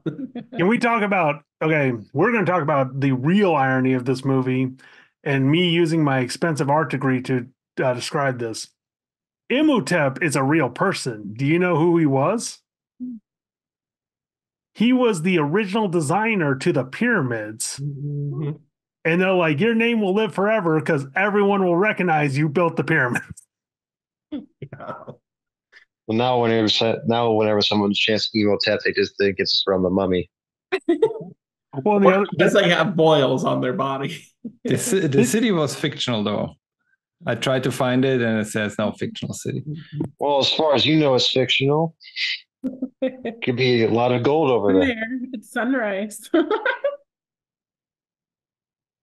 Wait, is I Titty did Twist? check, so there's a 1 month difference. So Mummy came out on May 7th, 99 in the US, and then June 3rd in Germany. So that would do it. Like if all of a sudden it made a lot. They had a good, month. really good first 2 weeks. Yeah. And I do get it, because there's like, I remember when like Napoleon Dynamite came out, I didn't see it at first. And everyone was quoting that movie to the point where I'm like, God, I can't wait till this leaves theaters. 2004 was I a was bleak forced to year. watch that. I think I was on I was in DC on a tour and they played it on the tour bus. I had avoided it so hard. Tina, come eat your dinner. And I won't lie, like it's a well done, independent, funny movie. But yeah, it's just like it's interesting how marketing / fan reaction can kind of ruin something where it's like there are times too where I'll tell people like it's like, oh, I keep hearing this is the best thing ever. It's like, it's actually the worst thing ever. It's like, really? It's like, no, but you now heard that opinion. It wasn't a production studio's marketing, right? Because I saw like there was more independent t-shirts. It was like word to mouth. It was the first viral. Like it went viral before there was social media. The problem, Austin Powers is another one that realm too. Oh, well, the thing with Napoleon Dynamite, that's the power of Mormons, because that was made by Mormons, and you do not understand how tight knit and like, yeah, when they put their energy to something, you'll know about it. That's why there's so much conservatism in that movie too. They wanted to make something fun, but not too fun that would cross any boundaries. That's why you don't even see Deb and Napoleon kiss in that movie. I can tell you, small town Midwest love that movie. Thorsten, you got to tell me though, the Titty Twister's a real place though, right? Like that's a real legit place. It better be. I don't even think you can say that in Spanish, really. Like, if you try to say that in Spanish, it would sound really weird. Well, this is the last we've heard of Josh and Thorsten so long for now. Hey. Next month will be better. One's got to go. And those two made it out. Why not you? Yeah. My money's on the Vamps. I can't believe, honestly, I was Team Vamp for Richie. Because I'm like, yeah, just kill that character. Or like, just behead Richie. He caused so many problems, and it's always satisfying watching this film and see him just get taken out. Seth finally has too much of his shit, and it's just like, you know what? I thought they were both backhands him. Honestly, I don't know.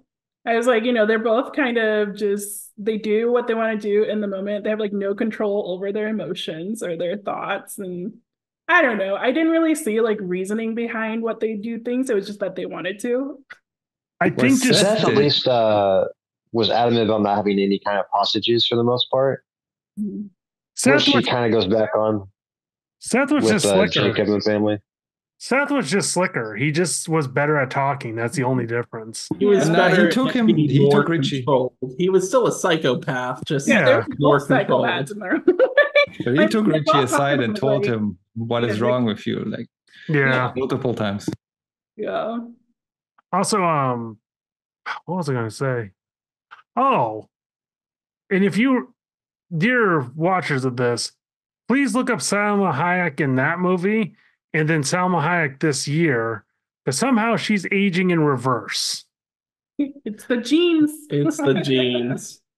Like wine. How old is she? 50s, like she's almost 60. Mm-hmm. Wait until it's like the Asian genes. Once you hit like 65, you look like a whole different person.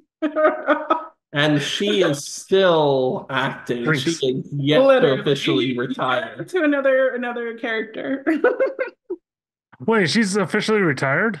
No, she still has yet to officially. Oh, okay. No, she just did Eternals like 3 years ago by now, right? But no, it's some scenes for better or for worse. Oh, wait a minute. Speaking of movie club, though, because a different company got the rights to Dogma, so they're re-releasing that movie next year. Yeah, which means we'll get to see her in that. Well, and Kevin Smith's talking about doing a Dogma 2. There you go. Let's hope that comes out. If that comes out, ago. We'll do a first weekend movie club.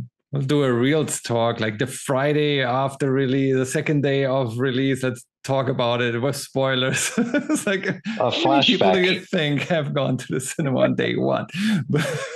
But there are very few Kevin Smith films that I won't watch religiously, no pun intended, in reference to Dogma. Good one. But I'm hoping Dogma 2 is more Mallrats, because even though it's technically a prequel to Clerks, it came out after than it is Jay and Silent Bob reboot, which I enjoy but feel could have been better. Well, the problem was, and we're going down this rabbit hole. So like, because Clerks was made, then Mallrats was like a loose connection to Clerks. Then Chasing Amy was like, and I think like it was just Kevin Smith more like he grew up in the small town. He kind of kept going back to what he knew. And it's like, how do I get myself and Jay's muse in here to get a check, which I'm not against. Dogma came out, thought it was great. Then it was like, okay, I'm too successful. I need to retire these two stoners. So let's do Jay Bob. Strike that. Then he did all these movies that didn't perform as well. So all of a sudden it's like, hey, the stoners are back. I will say that Jersey Girl, both the theatrical and the director's cut, don't deserve the hate they get. I think, you know what I think the problem is? He marketed himself like you knew Kevin Smith's films to be certain things like Dick Butt, Stone. It's like if Cheech and Chong all of a sudden made a family film, you'd kind of go like, well, wait a minute, I'm here to see Cheech and Chong. Like, what the hell? Clerks 2 is next Dogma, my all-time favorite Kevin Smith film, because you look at that character, Elias, that was me until I started working. Me was Mallrats. Mallrats is still my favorite Kevin Smith movie. Cheech and Chong, and I can't wait. I hope they do a 4K commentary track. So, fun fact. Okay, Mallrats, the beginning of that film has all the fake comic book covers.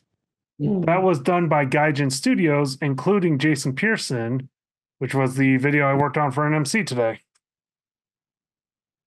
It's come full circle for you. Everything's around. And since you just said, so I had that in the back of my mind. I just had to confirm whether it's actually true. But yeah, Cheech Marin did work for Disney. He did voices for Cars 2. But it was never a Cheech and Chong movie. Like, no, it wasn't a Cheech and Chong family-friendly movie. But he worked on a few Disney movies or Pixar. I think what got him to Lion King Disney films is that his grandkids, I think it was his grandkids, were interested in Disney. So he wanted to give them something to watch that he was involved in, because obviously he couldn't show them Cheech and Chong up in smoke. That's now we know why Spy Kids came out. It was Cheech telling Rodriguez, like, hey, you got to do Spy Kids and you got to have me in the movie so I can show something to my kids of my legacy. Because So I don't fault Rodriguez for going that route. By all means, if that's what you're into, go for it. Lali and I have two completely different viewpoints on Spy Kids. I've never seen it. Enjoys them. I liked them as a kid. Spy Kids is the first movie. Every single one. Spy Kids is the first. You haven't watched the reboot movie yet. Spy Kids is the first movie my family walked out on as a child. Why? Never.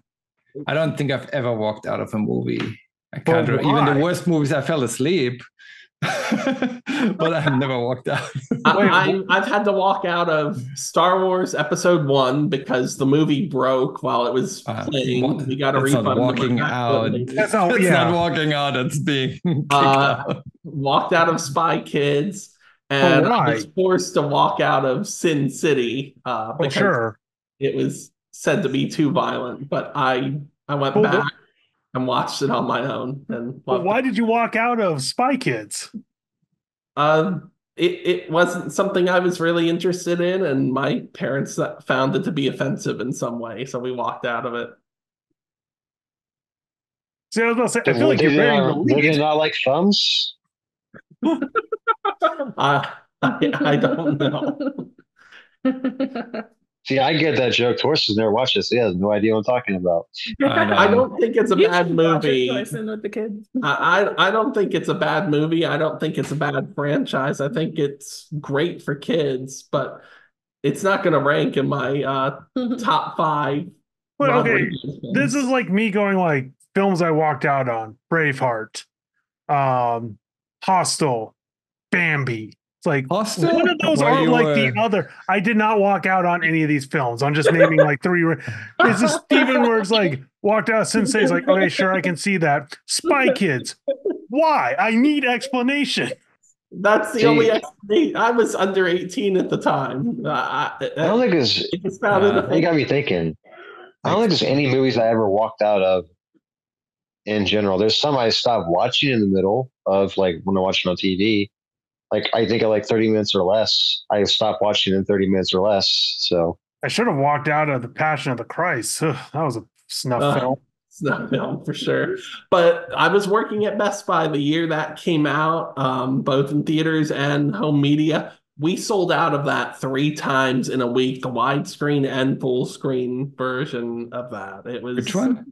It was crazy. Passion of the Christ. I never watched that one.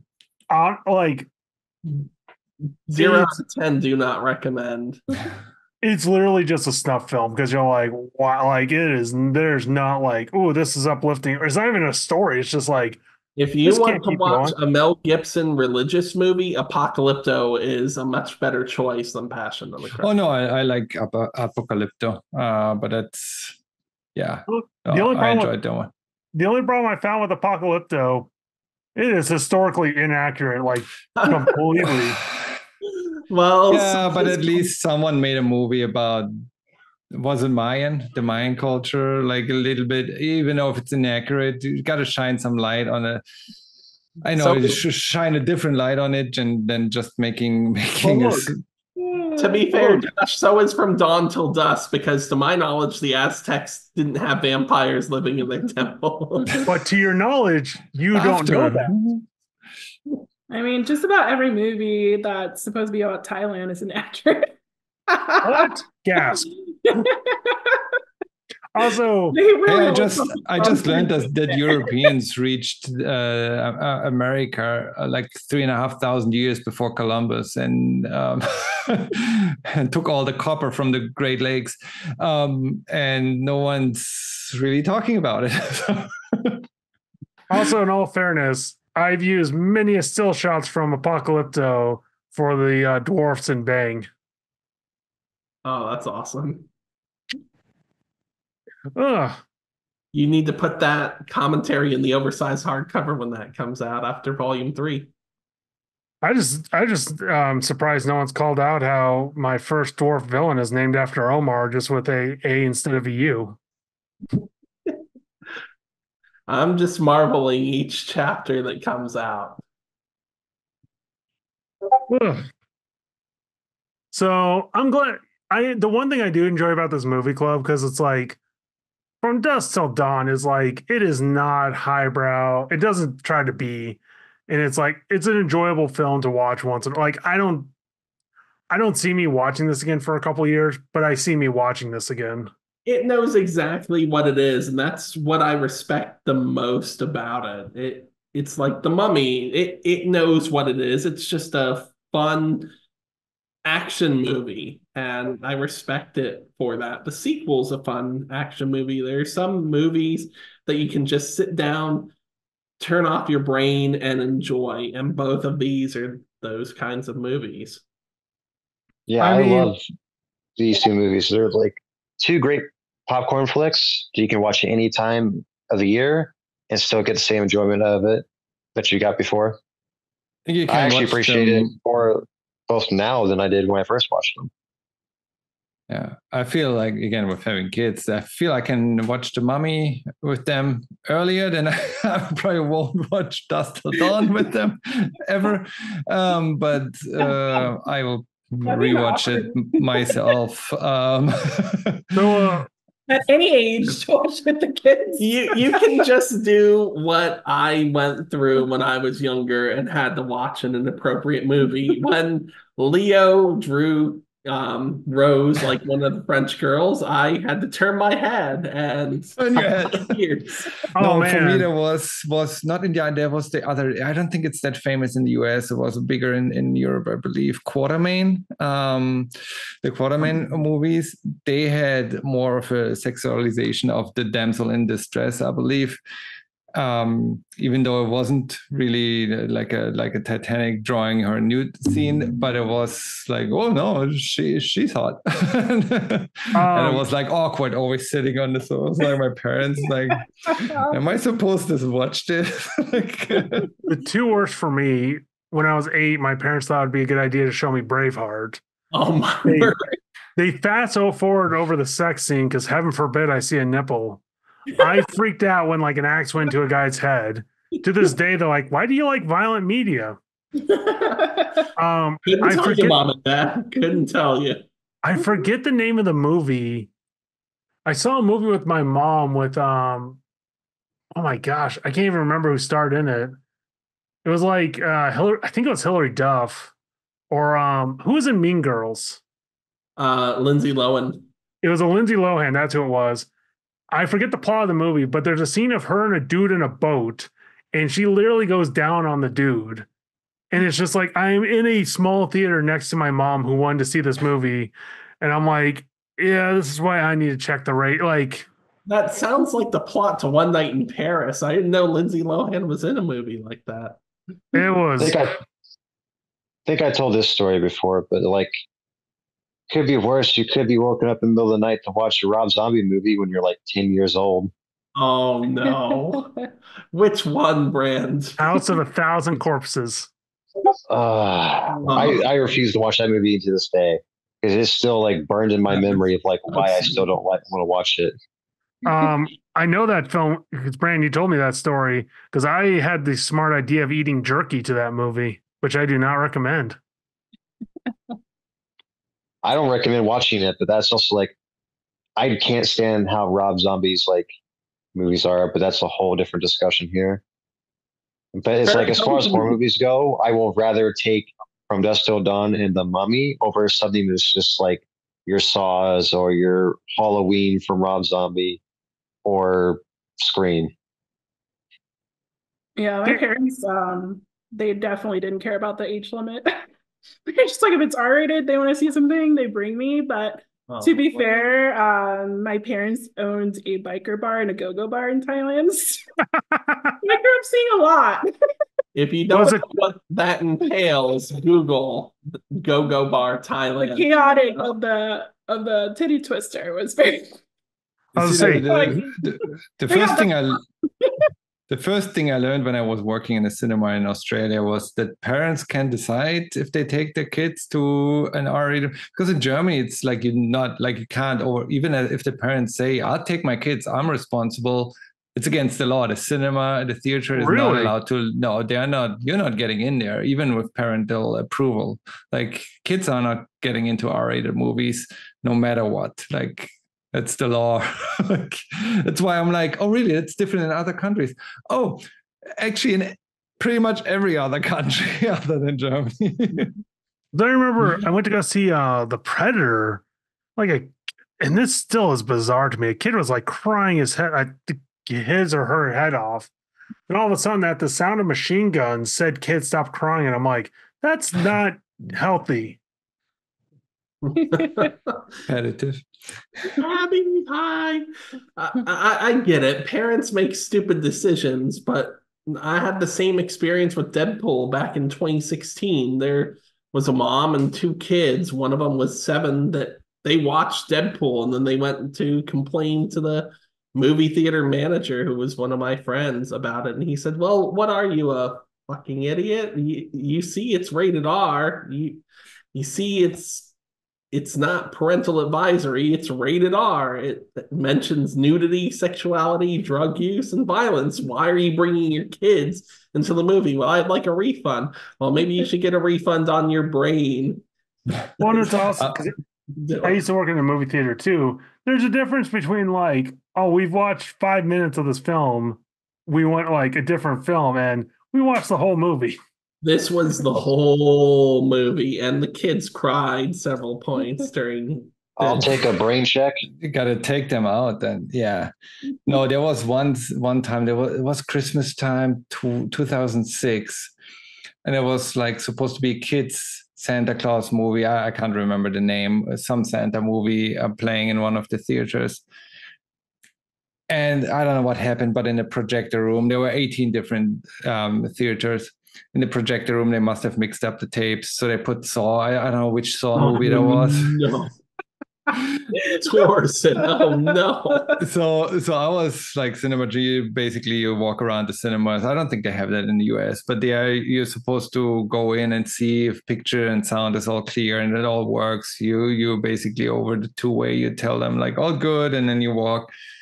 Dude, like I was running, like, stop this. Like, if anyone is up there in the projector room, just stop whatever you're doing, just emergency. The ending of Halloween 3. It does still happen though, even with digital tours, and you can't be blamed for that. A couple years back, this was pre-pandemic, that the trailer for that movie Antlers showed before, I think it was Coco, and parents were livid over it. It just happened. Yeah, I mean, it wasn't even my mistake. I was just the one Like, supposed to check the screen. I'm glad they had that function. Like, I don't think that role exists in other cinemas where you have an employee checking every movie if the sound and the temperature and everything is fine. Otherwise, they would have just, I saw 4 or something. I don't know. Like the movie doesn't start well either. Like, whatever Tim, Saw movie came out in Santa, 2006. would you like to play a game? I'm curious. I was just glad it wasn't sold out. It was just like a few families, but still. Did the theater pay therapy after? I think they got vouchers, and it was just a couple of minutes, and they got free. Yeah, they were like, "How many free tickets do you want?" Just say a number. I was gonna say, then you got movies like Terrifier 3. I'm curious how many people accidentally went to that because they're like, "Oh, it's a Christmas movie." Say what you will about horror, I do think it's an underrated art form, but shock horror is one of those subgenres that I'm not a fan of. No, I can't. Well, because I have more of an appreciation for the genre now than I did, let's say, 20 years ago.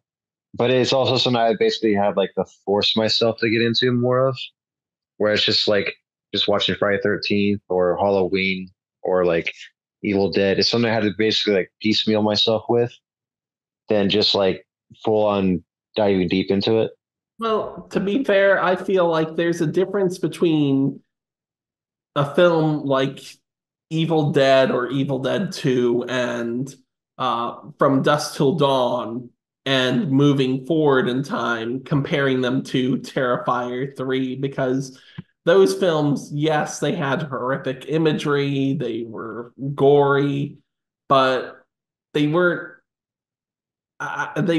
shock horror. They weren't violent just for the sake of being violence. There is a role that it shows that genre can be violent, but I feel like movies in the Terrifier or in the later Saw movies, it just glorifies the violence instead of making it part of the overall plot point. So I posted, there was a video with Bruce Campbell talking about the different kinds of horror. And he talks about like, he called it shock, which I've never heard. It's like, the problem with shock horror is it's like, it's like with Evil Dead, he was talking about, it's like, we basically made like a Looney Tunes film because a guy cuts off his hand, puts a Farewell to Arms book on top of it. It's like there's jokes. But he's like, the problem with shock horror, it's like, to quote Bruce Campbell, it's a dude with his dick in a vice for 30 minutes just getting tortured. It's like, where's the suspense? Where's the acting? Where's the story? It's just showing gore for the sake of gore. Yeah, and I prefer the Bruce Campbell approach to it than I do Terrifier 3. Nothing against it. I haven't really seen it, but that's not the kind of vibe I ever want to go into, like watching a horror movie. I like having fun with it, not feeling like I'm miserable afterwards. Like, well, I have no hope in humanity after watching this, I guess. It's also kind of weird to want to go see that in a movie theater. I don't know.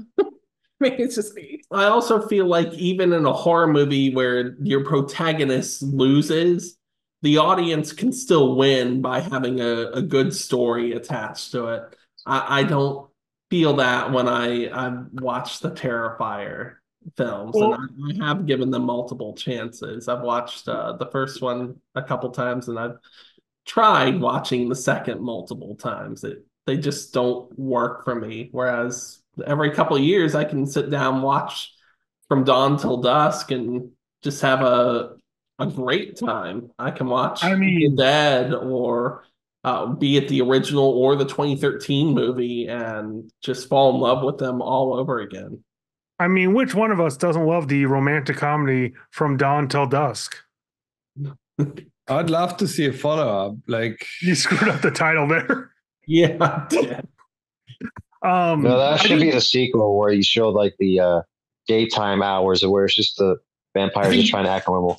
no, I think that would be a great road movie. His journey to El Rey, and what he does in El Rey, and where his journey goes from there. I mean, Clooney is way too old for that now to put a realistic like sequel of what happens next. Doesn't have to be about vampires, because again, half the movie isn't about vampires. But it would be a great B road movie. Then we What get does thrown short Santanico ones. Pandemonium do in her off time?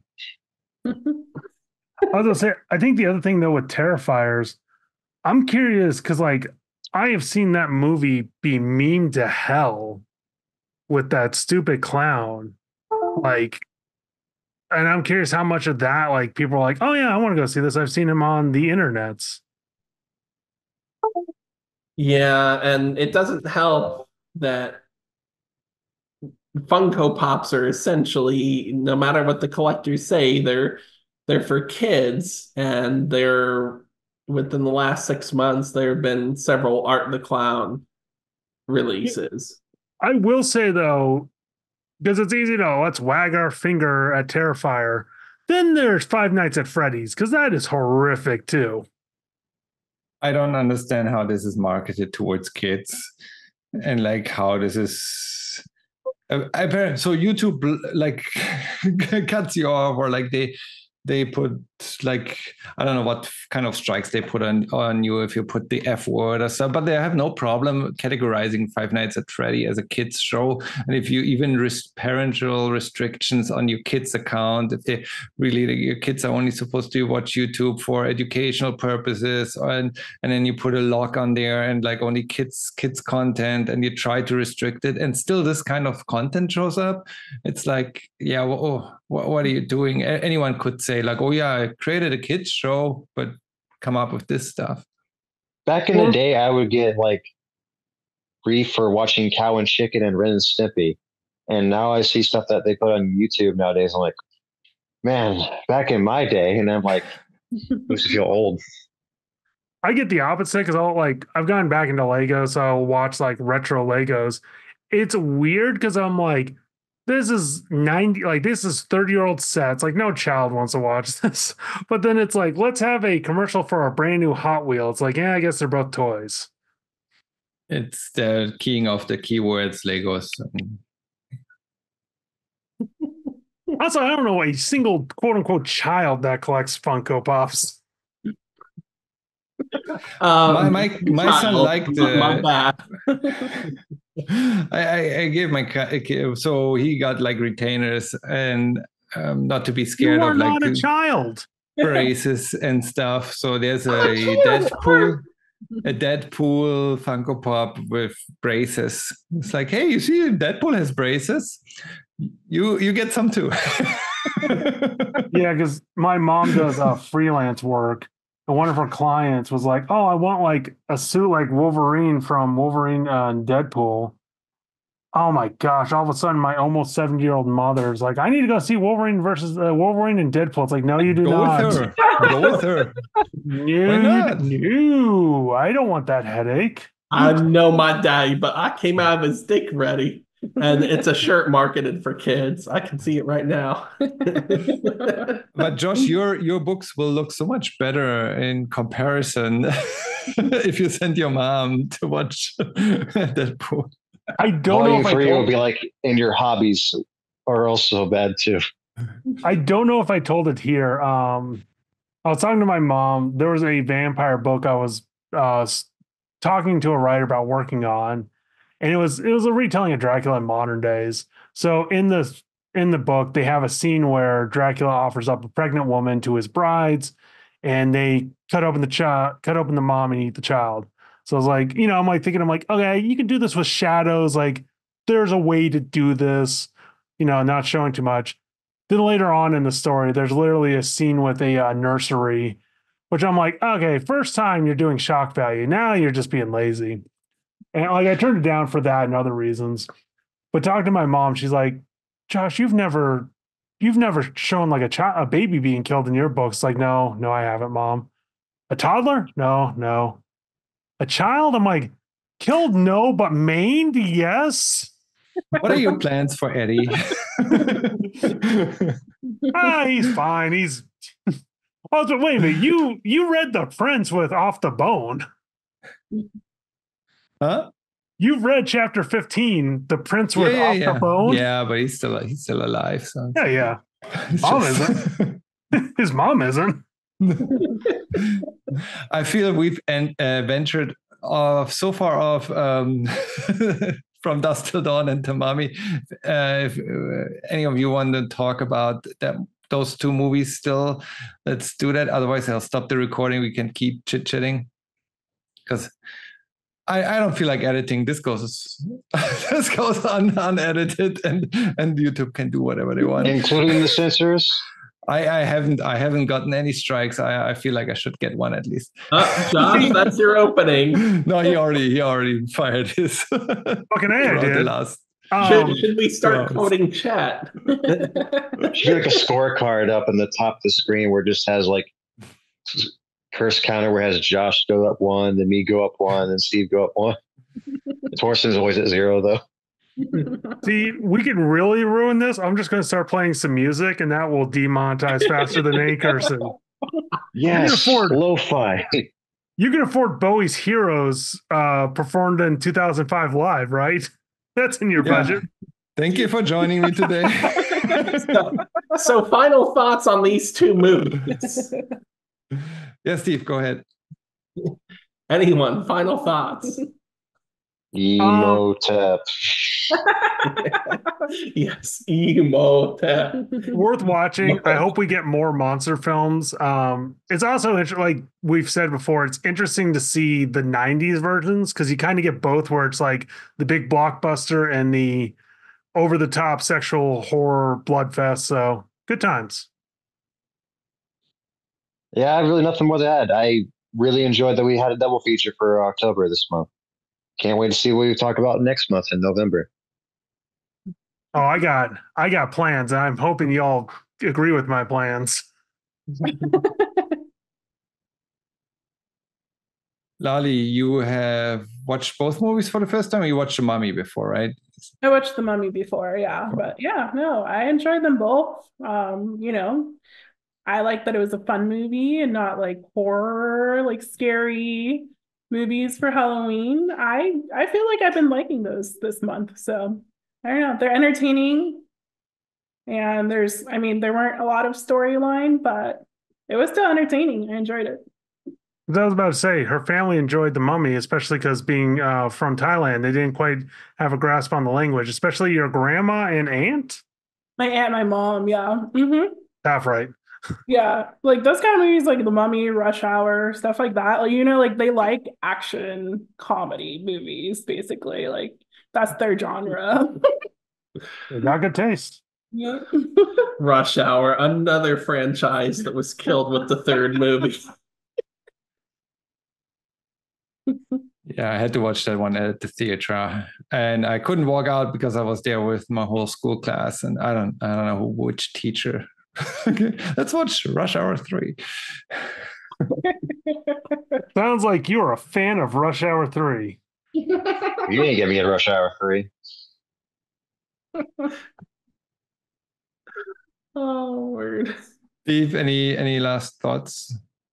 Still a fan of these movies, and if Josh's choice for November is like The Last Unicorn was last year, if he's willing to watch Ferngully, The Last Rainforest, I am all for it.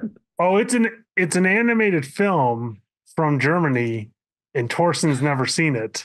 Oh. Oh, okay. We can chat after this why I've never seen it. If it's censored there, better leave it at that. But I love From Dusk Till Dawn. I think it's a great movie. It still holds up. And with regards to The Mummy, I finally watched it after 25 years of staying strong. But yeah, I can't disrespect the vote here, and I love that it was a double feature. I love that those were the horror movies chosen, because last year we talked about The Thing, which I actually enjoyed even more. But if anyone out there watched our recording, you know that I'm not a fan of horror movies. I'm a fan of those two movies. But I also don't feel those are actual real horror movies, which is a good thing in my book, and I enjoyed them quite a lot. And with that, thank you so much. I'll see you next month. Enjoy. Don't report me to YouTube just because Josh cursed. So good. Son of a